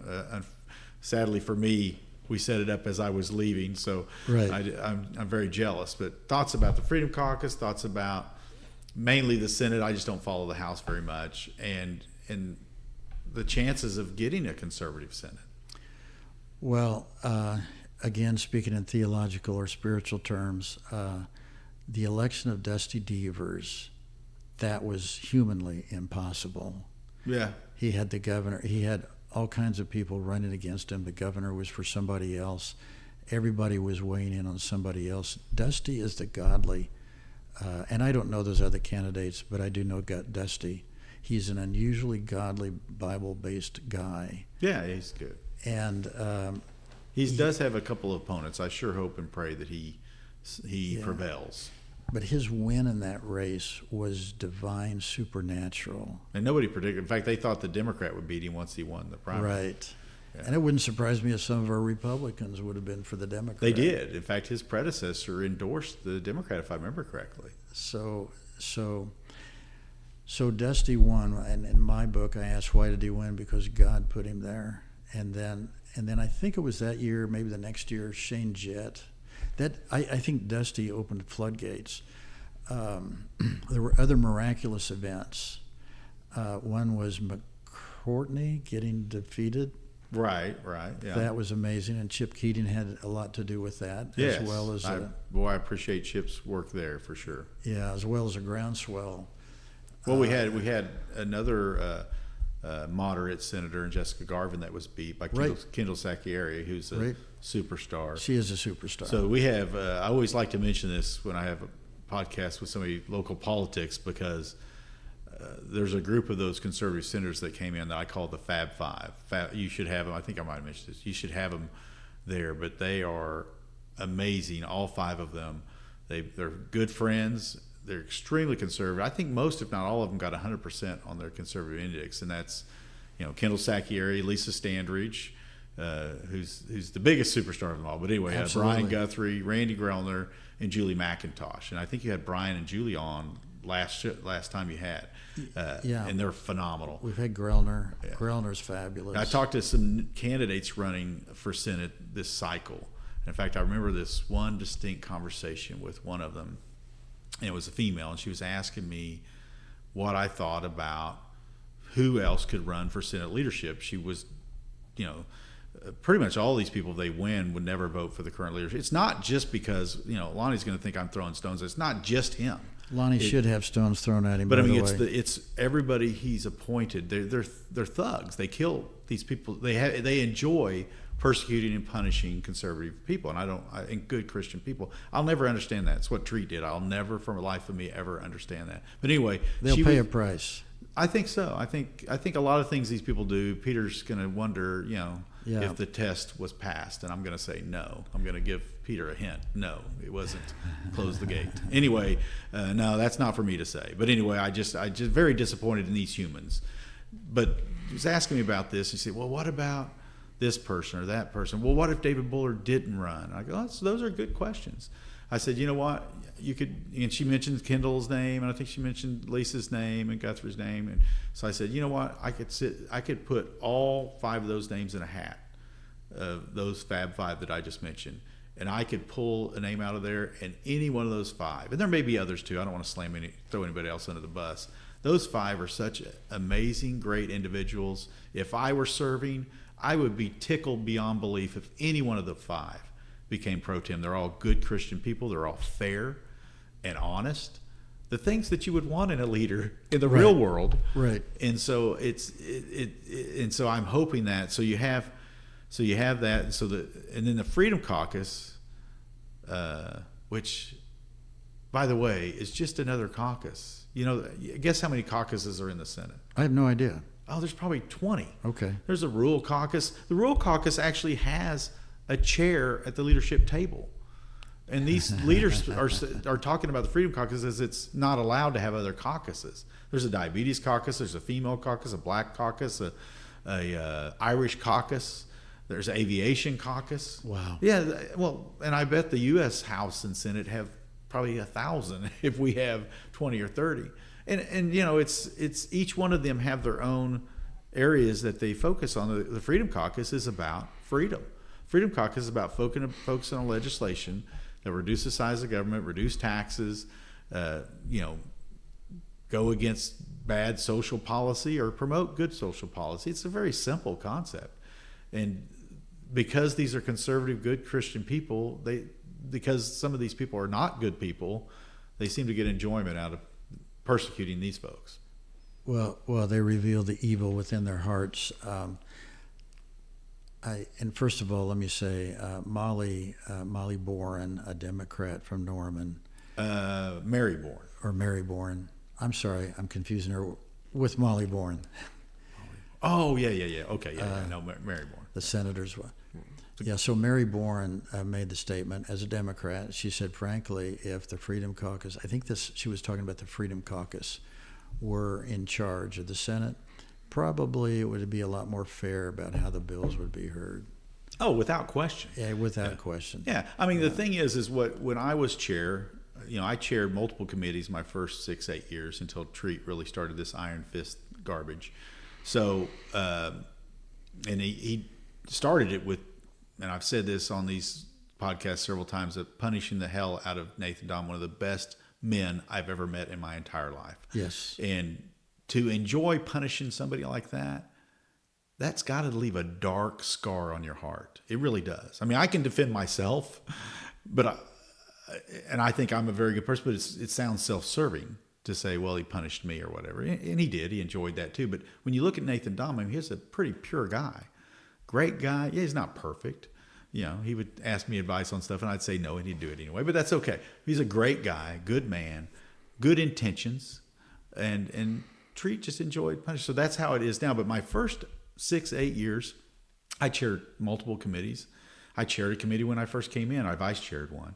I was fair. I think that's, if you're a leader of the Senate and you appoint somebody to a chair and they're not fair, you should fire them immediately. Because that's your power. You should say no. And several of these guys like Pugh and Rosina, these guys are not fair.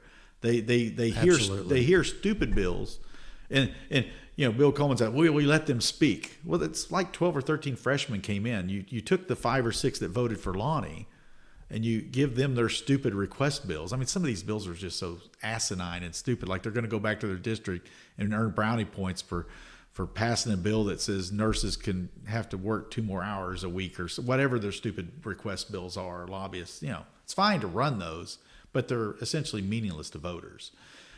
These other freshmen would be much better off teaming with the Freedom Caucus and showing the people that they're fighting for them than pass. They think that their life in the Senate's about passing lobbyist request bills. I've never quite understood that either.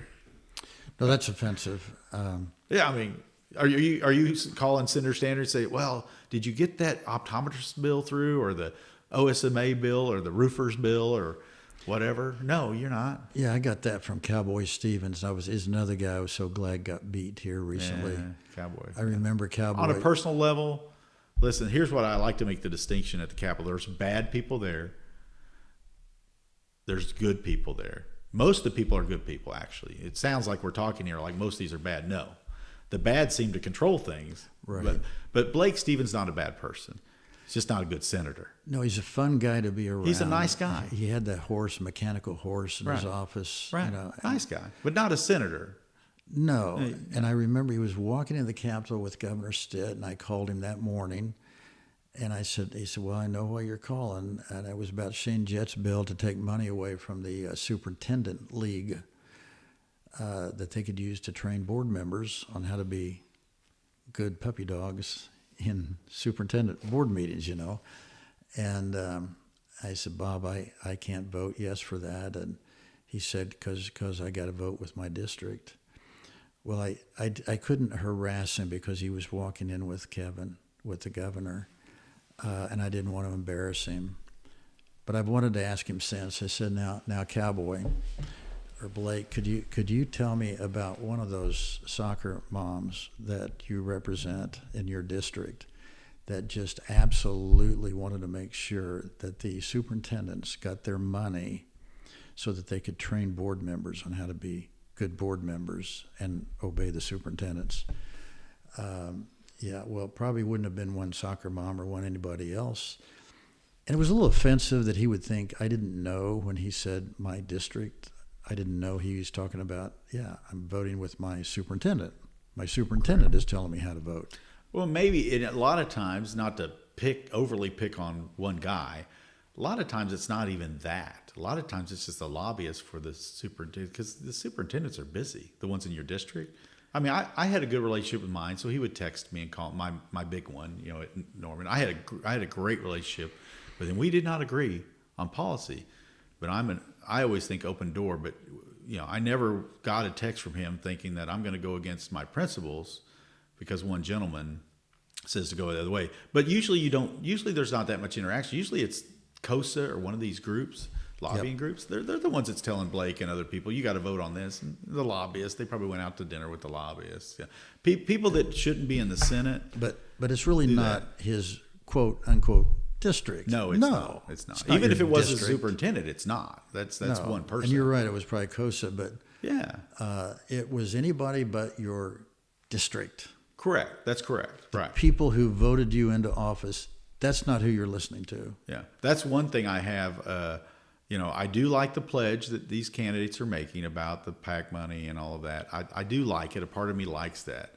But if you're a good senator, like if you're there and you're convicted and you're going to vote like a Standards or a Jed or whoever they are, or Sacchieri or whoever, if you're going to vote your convictions and your principles, it doesn't matter how much money people give you by whatever source. The last person that's qualified to be a senator is somebody that money would sway their vote. They should be able to take $1 million in their campaign account and still vote however they want. That would eliminate a lot of their current senators. And it doesn't even take what the sad testimony about politics is that I've seen from this. And I don't want to go through and trash a bunch of senators that I don't think are good senators, because some of them are really nice people. They're just not Republican, or they're not good senators. And then you have a handful of bad people. But one thing I noticed about them is because they don't have much convictions, they don't have any strength or courage or backbone or anything, because they're there just to be a senator. It'll just take a dinner, Bob. I could just take you out and buy you a glass of Chivas Regal and a little steak, and boom, you're going to vote for my stuff because you don't care. You're not there convicted. You're not there because your child was born and it changed like me, it changed your outlook on the world completely to the point that you got to get involved. That's the people we need. We need people with some fire in their belly that really want to make a change, even if I don't agree with everything they want to do. And so, well, when you live in a society ruled by the university system who has discovered there is no truth, they Correct. discovered that years ago, you're going to have a society that there's no truth. Just vacuum. It's vacuous. Yeah. Not much there. Yeah. And you're going to have guys that do things that we think are awful, and it's like, so what? I'm thinking of a story now of a church family whose daughter is not behaving quite right. It doesn't bother them. Oh, really? Yeah. And I'm just stunned. It's work to keep your children. It's a parent's job is not easy. I know children can go astray. That's correct. But you don't say, well, that's what we do in this culture. Right. Yes, it's what we do in this culture, but it's not what you do in God's culture. It's love with truth, or truth and love. And so you got to do that with your children. So Freedom Caucus, Shane's part of the Freedom Caucus. So maybe when you get your meetings back up when you guys fire back up, you might have a Freedom Caucus. You ought to have a Freedom Caucus fundraiser. We need to raise some money. Maybe we do, and OPAC needs to raise money. Yeah, maybe we could have a joint fundraiser with the Freedom Caucus, and all of them show up, and you would get a lot of people come because there's quite a few members. Dr. James Lindsay is our international superstar, preaching against wokeism. Yeah, for PhD sure. in mathematics, brilliant guy. Has made the trek as it's like Jürgen Habermas, who regrettably just died, was a world-renowned atheist, philosopher, and Hegelian, and Marxist, and then hated the church, and then he said, okay, I don't hate him anymore. And then it was like, well, not only do I not hate him anymore, but actually Christianity is the center of civilization. Without Christianity, civilization will die. So he came that far. I don't know if he ever came to Jesus. Yeah. But James Lindsay has made that kind of trek from atheism to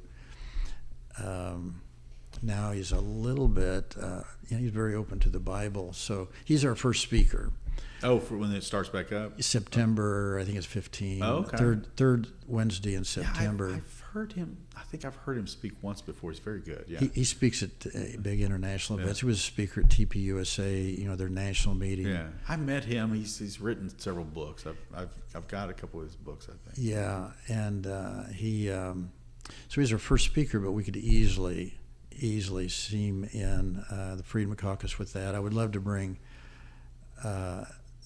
DeSantis into the state, who, DeSantis was a part of the start of the Freedom Caucus, and he said he'd come raise some money. So, I think if you're going to raise money for the Freedom Caucus, you got to raise some money for the OPAC Foundation as well. Yeah, absolutely. Oh, that sounds great. I'd say instead of 1,000 to one, run 500 to each, or 5,000 to each. That's fine too. 5,000 each is much better. So, I still call him DeSanctimonious. I do think he's an amazing governor, but loyalty is such a big thing to me. I think he'll never be president because of that.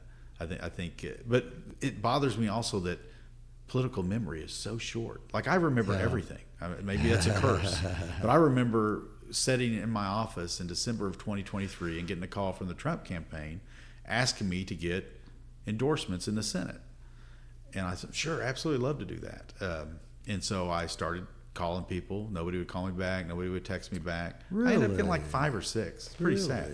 And, but DeSanctimonious, you had Lonnie Paxton out there, who now is the pro tem of the Senate, leading the charge for him and Stitt, leading the charge for DeSantis. The minute that Trump was down, just a little, it's like they stuck the knife in him and they twisted it. They kicked him in the nuts and shoved him to the side of the road the second they thought they had an opening.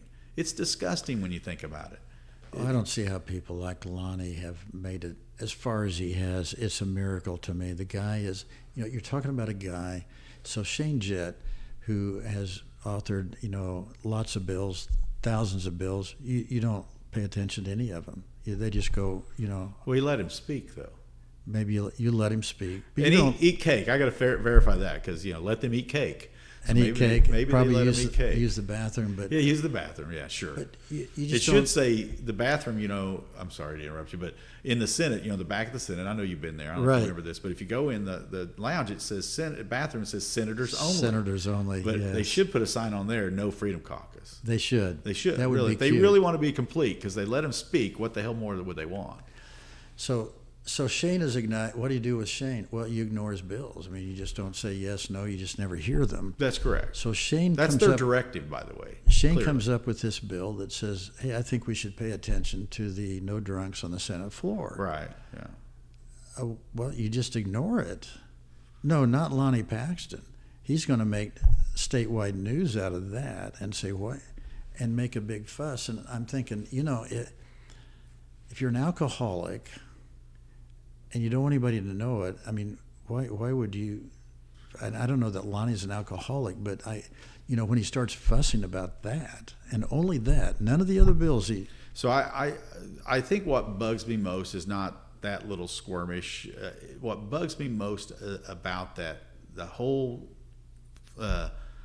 atmosphere of the Senate for the last 6 years, including these last 2, is it's an atmosphere that, all these people have 100,000 people in their districts. Every single one of them is the same, including Lonnie. They all have, but yet the directive is for these 10 people or 15, the number's growing, but for these 10 or 15 people or 20, treat them like lepers. Don't hear any of their bills and tell them it's their fault.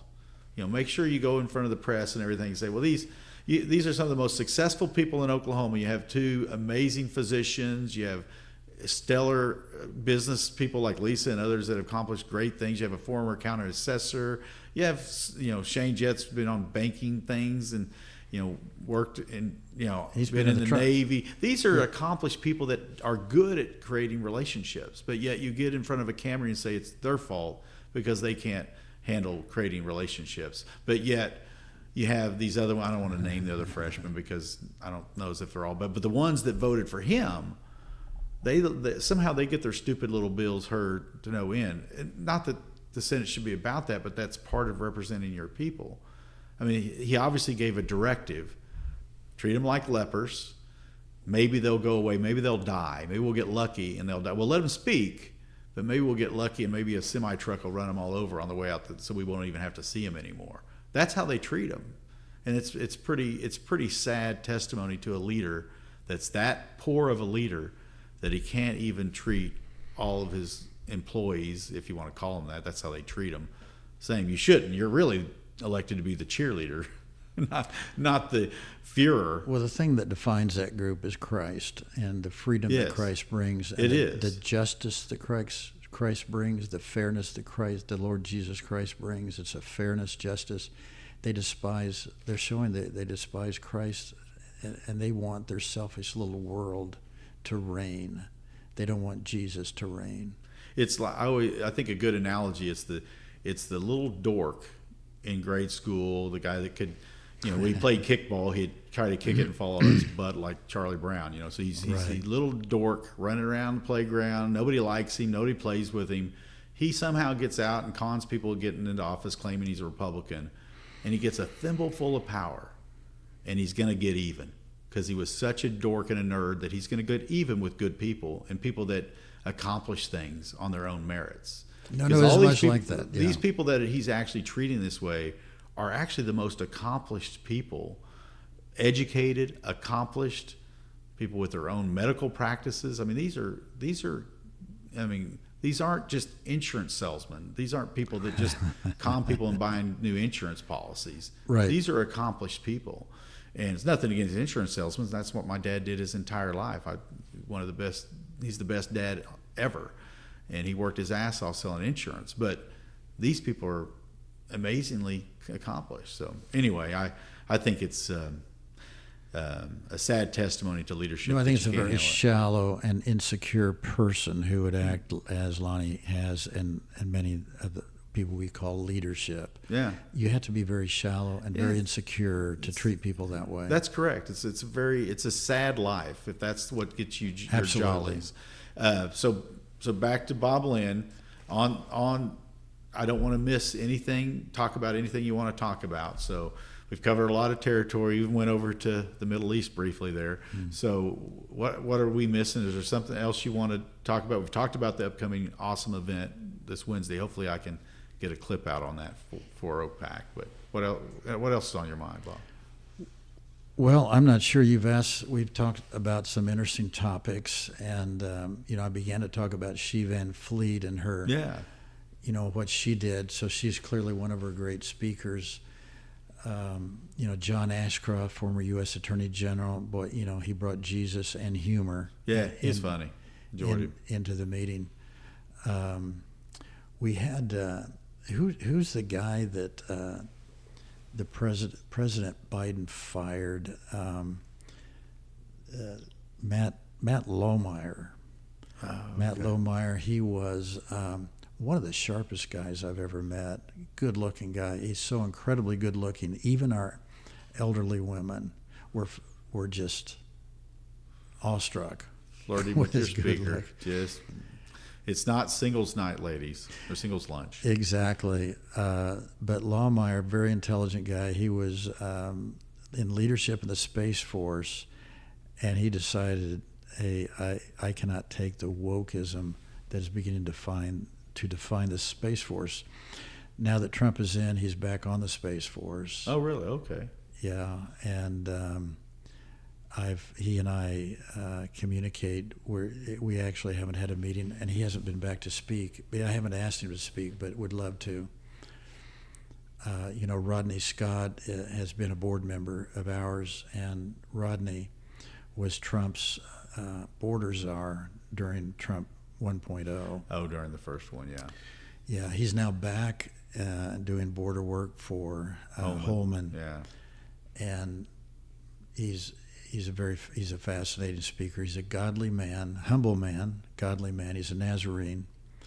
So I hang out with the Nazarenes, Baptists, and Pentecostals because I know someday they'll all become Presbyterians. That's right.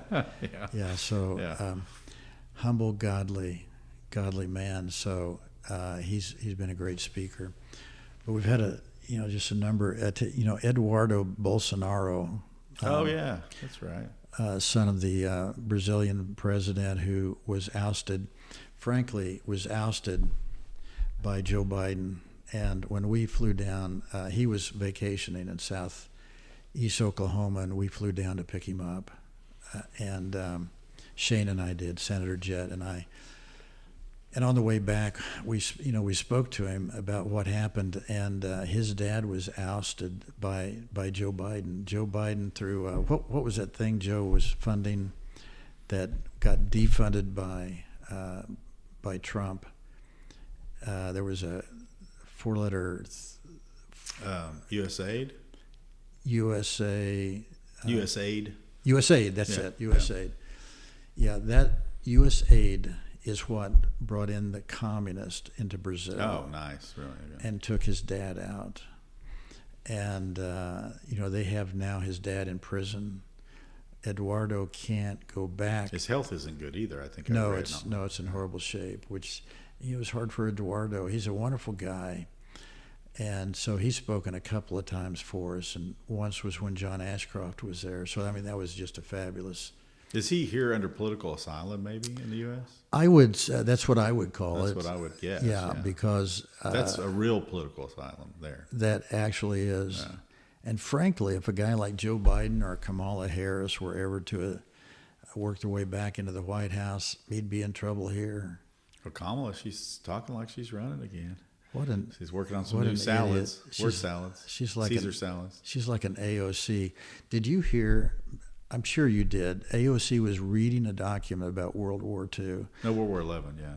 And she gets to World War II, and it's World War XI, and never stops, never. But the fact that she could even articulate the word 11, are you kidding me? When has your teacher ever talked to you about World War XI? That's a hard thing to misspeak. that's... Yeah. Have you heard that before? Yeah, so this is someone who doesn't... So Lisa was telling me, though, about somebody the other day that was speaking about AI. It was somebody that's like in the legislature, I think, and they called it A1. No way. I don't know who that was. In our Oklahoma legislature? Either that or running for office. You need to ask Lisa about that. No, literally, they were talking about the data centers. So they were talking about the data centers. It's a big thing in Oklahoma because the data centers suck out a lot of electricity, and there's lots of challenges with those. They got to be done right. And knowing our leadership, probably not. But anyway, so this girl, I think it was a female, gets up and speaks about data centers and said, we got to be really careful with this A1 or something.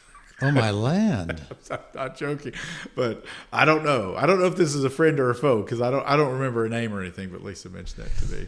So, dang it, I can't remember the name. When AOC did... Now, it's not surprising it was it would not have surprised me to be AOC. Yeah, when she did that, you can tell she's never read a book. Was it? I think it might have been Ilian and Omar, though. Might have been Omar, but maybe it was AOC. It was one of those two bright people. Really? I thought it was now I'm going to have to check that out. It was one of those two. It was one of our two bright stars, upcoming bright stars. That's someone who's never read too many books. Well, Omar's read a lot about how to defraud the government, but AOC just skips books altogether. Yeah, but she can mix drinks. Yeah. With the best of them, which would make her a great senator under Lonnie Paxton. True that. Well, that's what it takes to get the votes of a lot of those senators, or some of those senators. Yeah, Lonnie would love her. Someone talked to a lobbyist this year who said when he was more of a freshman guy, he worked for one of the senators, and his job was to make sure that all the bars that he went out and bought liquor to stock all the bars of the senators. Oh, really? Wow. Yeah. So I've always thought it's so foolish to drink when you're in office. I mean, if you drink, I don't think it's I don't know how to judge people for drinking. I mean, you drink a glass of wine, or if you drink booze, what the heck do I care? I always think it's just foolish and stupid if you're a public person to do it while you're in public. If you want to go get trash drunk, go home to your living room and do it at home. If you're a public person.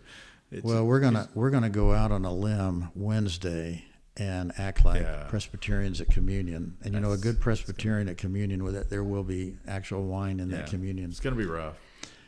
And so we're going to at least hold those glasses up and toast in memory of what Alexander Hamilton and that group did when they toasted. But I'm sure we will be tempted to make some jokes about, hey, if we've got some leftover wine, probably a lot of it, maybe Lonnie would like to come and... Well, they're all gubernatorial candidates, so they all have limo drivers, so they're good. Yeah. Well, that's right. So, is there anybody other guests you want to mention or anything? Well, we've had so many. I know you've had a bunch of good ones. I put a picture of my friend Everett Piper up here. I know he spoke at your group. I haven't seen it pop up, but he's in this rotation of pictures. But he's a great guy. Great duo we had. I think Governor Keating is on our board. Yeah. And we've had him twice with Russell Perry. Okay, yeah. And when when Frank was governor, Yeah, they wouldn't confirm Russell Perry. the right? Senate would not confirm it. Democrat-led Senate. Here we have the Democrats who have oppressed blacks in every way you can oppress blacks. Oh, yeah, still do today. And the Tulsa riot up there, those were Democrats. Right. And so Frank says, "Hey, Russell Perry, maybe the wealthiest black guy until the basketball team came to town, but very wealthy, successful guy. Make him Secretary of Commerce." In the Senate, it has to go through the Senate. He couldn't even get a hearing from the Democrats. So Frank and I were talking. This has now been probably one or two summers ago, and we have breakfast on occasion, and he'll often bring a couple things up, and that's one of them. I said, well, Frank, we now have Republicans in charge, and boy, his brain got to go, and he says, yeah, we could probably do something and bring him in, whatever you might call that, say, hey, we're going to... Honorary deal or something. Yeah, so we put that, Shane put that together, and Frank and Shane talked about that and put that together. And so we all stood on the Senate floor and gave him a commendation, and that was great for Russell Perry, what is just a really gracious guy. Yeah, I don't know Mr. Perry, but I've always heard great things about him, and I think isn't he doing something in government now, or am I thinking of the wrong? I don't person? think so. Oh, no, okay, all right. Russell's health hasn't been great, but when you're in his presence, you sense he's very, very sedate, very comfortable Right. with who he is. He's not angry at anyone. And he told me the story. He was an all-state quarterback. I don't know how he managed to get those votes, but as a black guy, but he was an all-state quarterback, and so he was in Tulsa at for a practice or something. They're going to have the all-state game, and I think he might have been in a suit and tie because he just thought that's how you should be. Yeah. Went to a place like a hot dog stand, a Coke stand to get a Coke, and the guy said, "Yeah, you're the wrong color." Oh, really? Yeah. With a coat on, even. Yeah. Russell told me that story, and I thought, "You really?" What year would this have been? 60s, I guess. 50s. You'd have to go back and Yeah. think about how old Russell is. He would have Yeah. been 17. Russell's story, he tells his story. His story is amazing. But when he was 10 years old, his mom said, and his mom and dad were separated. She said, well, I just, I can't support you anymore, and your dad is going to take care of you, and he's going to be out the street and pick you up. So he says, I packed my suitcase, and I said, now, Russell, tell me, was it a suitcase or was it a grocery bag? It was a grocery bag. Oh, seriously? Oh, my gosh. Wow. And so I go out and I meet my dad. We drive for a few minutes, and I said something about, staying with him. And his dad looks at him and says, what are you talking about? You're not staying with me. I'm remarried. I got too many kids in the house. So at 10 years old, Russell told his dad, just stop the car. And he got out with his grocery bag of clothes. And he said, at that moment, I realized at 10 I was a man. Oh, my God. And I was in charge of my own life. He got a job as a janitor. He made enough money to live. He had a family that was gracious to him, let him stay with them. I don't know all the details of all of that, but I know he worked nights. And the school knew his story, so the school said, this shows you why he's a Republican. The school said, hey, Russell, we know your story. You don't have to buy your lunch. It's comped. And Russell said, no, I'm not going to get a free lunch. I have money. I'll pay for my own lunch. There are no free lunches. Yeah, and well, that's spoken as a true Republican. That's right. Yeah, it's The bill comes eventually. It may not be today or tomorrow, but the bill comes. So as Frank and Russell are there together, and Frank always I love it. Frank tells this story when Frank was a little boy. He and his brother rode horses, and they were in a horse show up in Tulsa, and their dad took him there, and he had to use the restroom, and so Dad, where's the restroom? And he said, well, you see that sign up there? Yeah.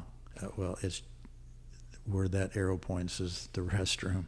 So he went to the restroom, came back, and then he said, now, Dad, what does that sign mean? And he said, that sign is why you will never be a Democrat. And of course the sign said, no allowed. Oh my gosh. Yeah, if you can imagine, that would have been when Frank was a kid. Yeah. And, Russell has had that term used. Russell told me, and Frank loves telling that story. He usually doesn't use the N-word, but that's what the sign said. And that's what Democrats, he said, his dad said, that's why you will never be a Democrat.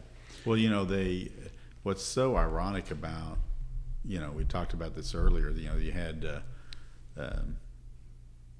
Democrats that, they filibustered the Civil Rights Act.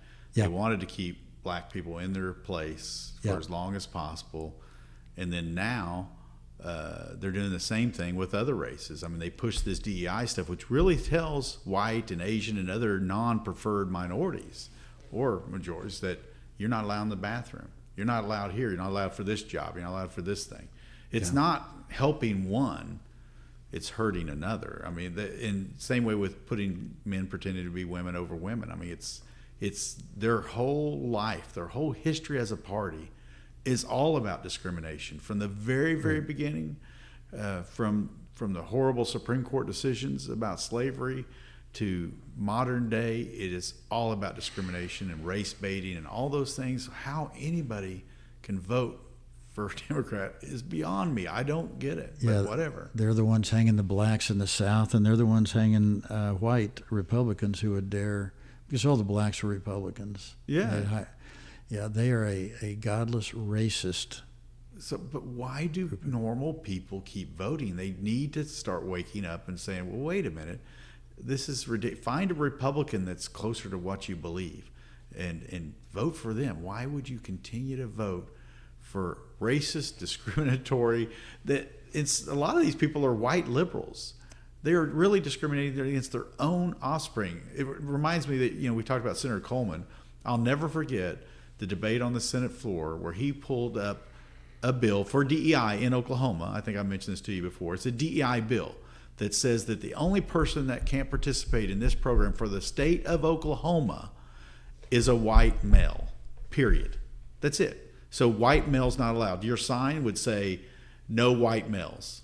Right. That's your sign now. No honkies. No honkies allowed. It'd say no honkies. No honkies. And that's right. And so his bill was the no honky bill.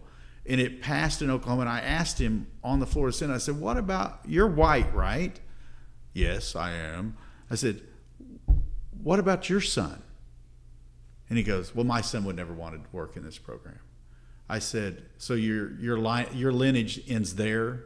You're never going to have grandchildren and great-grandchildren? Not one person in the line of your family might want to participate in this program? And he just didn't answer. I mean, he's a white person that's supposedly a Republican, obviously not, but white person carrying a bill in Oklahoma that discriminates against his own children and grandchildren and great-children. So if his grandchild comes up to and comes to him one day and says, Grandpa, this state has this opportunity where I can go be a welder on this new project at the Capitol. Well, go apply. Go apply, son. Go try. Well, I can't because the bill you passed says I can't because I'm white, you moron. Why would you do that? I mean, I don't get that. But no, it's absolutely insane. Yeah, it's crazy. It's insane. It's just it's not as bad as we were to blacks, admittedly, but it's the same thing. It's just not as bad and not as in your face, but it's a very similar thing.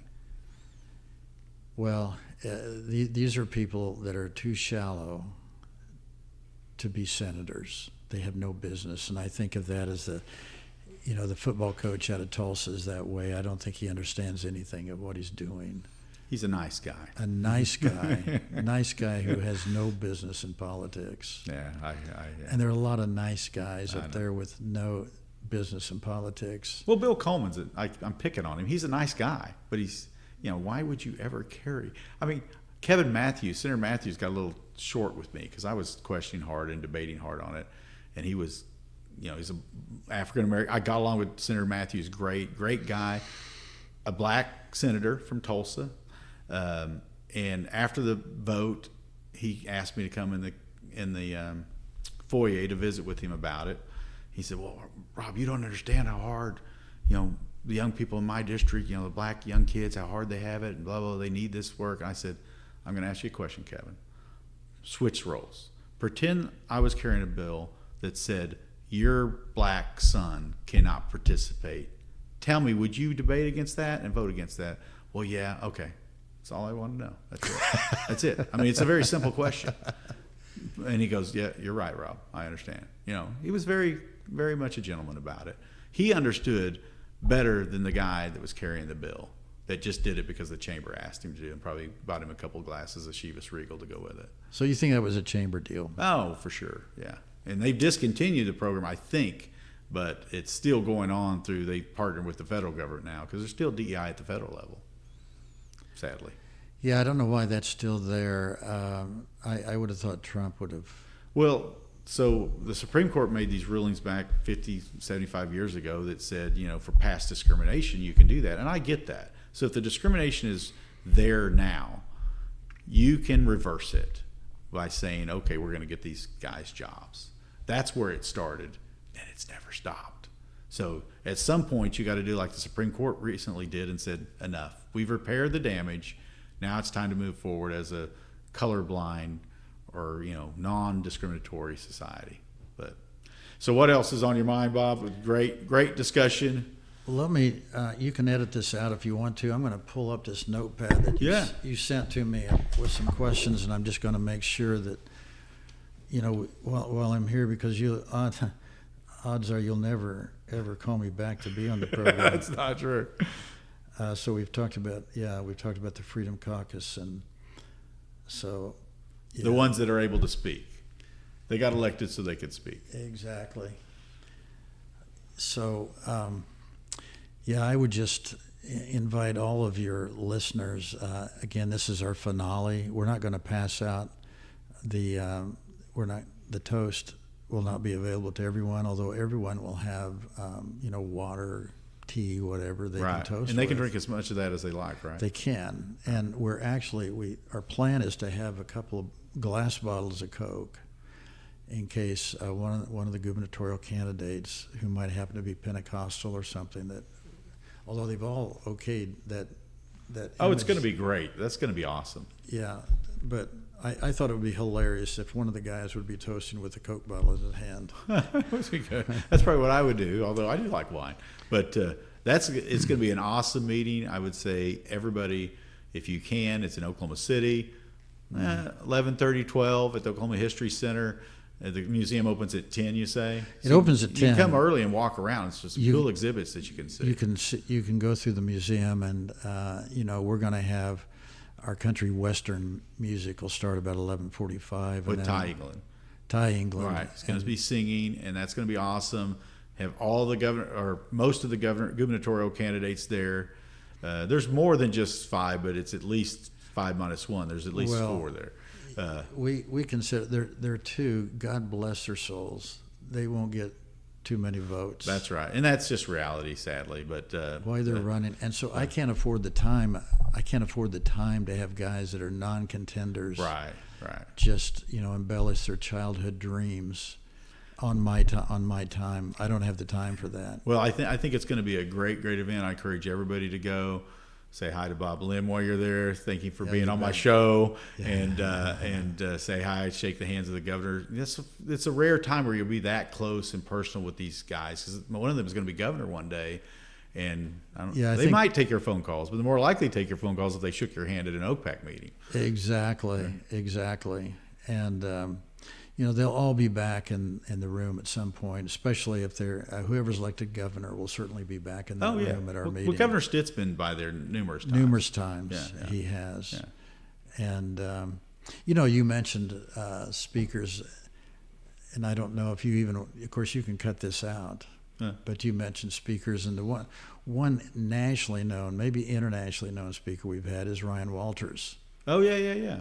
And he spoke there a few times. I was there when he was speaking once. He's been there a number of times. The crowd loves him, and I'm accused of being his biggest supporter, diehard supporter, right. And still am. I was on the phone with him a few days ago, and was impressed at his godliness. He loves the Word of God. Yeah. He loves his family, and he loves his wife. And these were things he talked to me about a few days ago. And so what he's doing with the TPUSA adjacent organization, Teachers Freedom, I think. It's the stand-up group against these out-of-control teachers unions. Right. Is what it is my understanding. Yes, and giving these people, and he's been very successful. Yeah. Hundreds of people have signed up, and enabling these teachers to leave the ungodly atmosphere and influence of the teachers' unions who want LGBT flags in all the classrooms and want that as a point of discussion. They want pornography in our libraries. Oh, yeah, for sure. What really amazed me about that, and I know Ryan could be confrontational sometimes, but I think his heart was in the right place. And one of the things he was able to accomplish was the social studies standards. And I don't know if anybody's looked at those, but they were great. I mean, the only thing they really did was they included a little bit of what faith has played, Christianity has played in the history of our state, in our country. And it's played a huge role. There's no denying it. Our country started from the pulpit. There's no denying it. And so it played a big role. It wasn't over the top. And it mentioned something about the 2020 election being contested, which it was. Right. And because of that, as soon as they took over, these supposed conservatives, as soon as they took over the Board of Education, they threw out the standards. I mean, it's like, and I hate to put it in this tone, but it's like he let God in the school just a little bit. God stuck his nose in, and these supposed conservatives kicked God in the nuts the second he stuck his nose in, and kicked him right back out of school before he ever really had a chance to come in. Well, they have a lot to answer for. They do. I don't understand that. I mean, how is that? I mean, we talked for years about why don't we have, I tried to pass legislation to allow Bible studies at school, and I did the Pledge of Allegiance. I did all these things because I want God. That's why kids go to Christian school when they're young. I want God in my kids' lives as much as possible. Now, I don't want it being taught by an atheist, so I just want him in there. Like, I don't want a sermon. I don't want preaching, but I want them to be known that God can be everywhere with them, not that God is prohibited from being there. Well, I remember I was at the Capitol, and there was a group of young kids protesting something. I couldn't tell by the signs what the deal was, so I talked to one of the guys. He's a good-looking, sharp-looking guy with this little sign.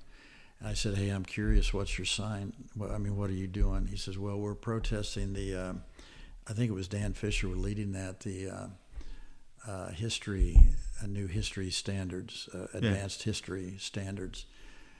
And really, so you don't want those? No. I said, well, so tell me, did when this nation began, did preachers play any role in that? He said, no. I said, okay. Oh my God. So let me ask you a second question. If it's true what you said, that the preachers and the churches played no role in the founding of America, why is it that the King of England referred to the Revolutionary War as a Presbyterian rebellion? He said, I have no idea. I said, the reason you don't know anything is because you haven't been taught anything, and that's why we're running this legislation. Yeah. And I walked off. And they don't even know why they're no, they don't. Protest. They have no clue. They've been told by the unions or whoever to protest. I remember seeing 100 kids out on Main Street. I happened to be driving from the east side back home to the west side, and I saw these kids, hundreds of them, on the lawn of Norman High School, protesting the weather, not the weather, global warming. The weather, they might as well be protesting the weather.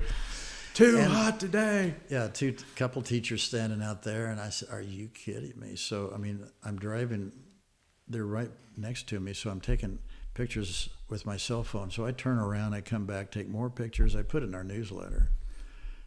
These kids, the reason these kids are idiots is because their teachers are idiots, and their teachers are idiots because their university professors are idiots. Yeah. You know, I've talked to some of these folks. I've talked to doctors, and I'm convinced. I guess maybe you were good at passing tests because you don't have the intuition of what we would call common sense. You probably don't have scientific intuitions.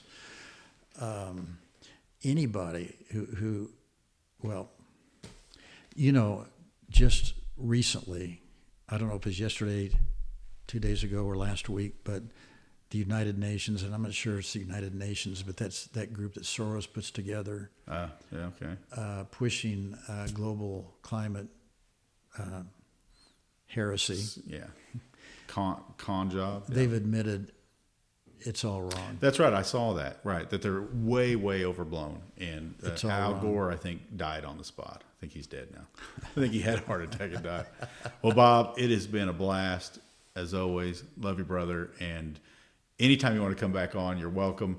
But I will get out from OPAC meeting this week. I hope everybody comes. But thanks for being on.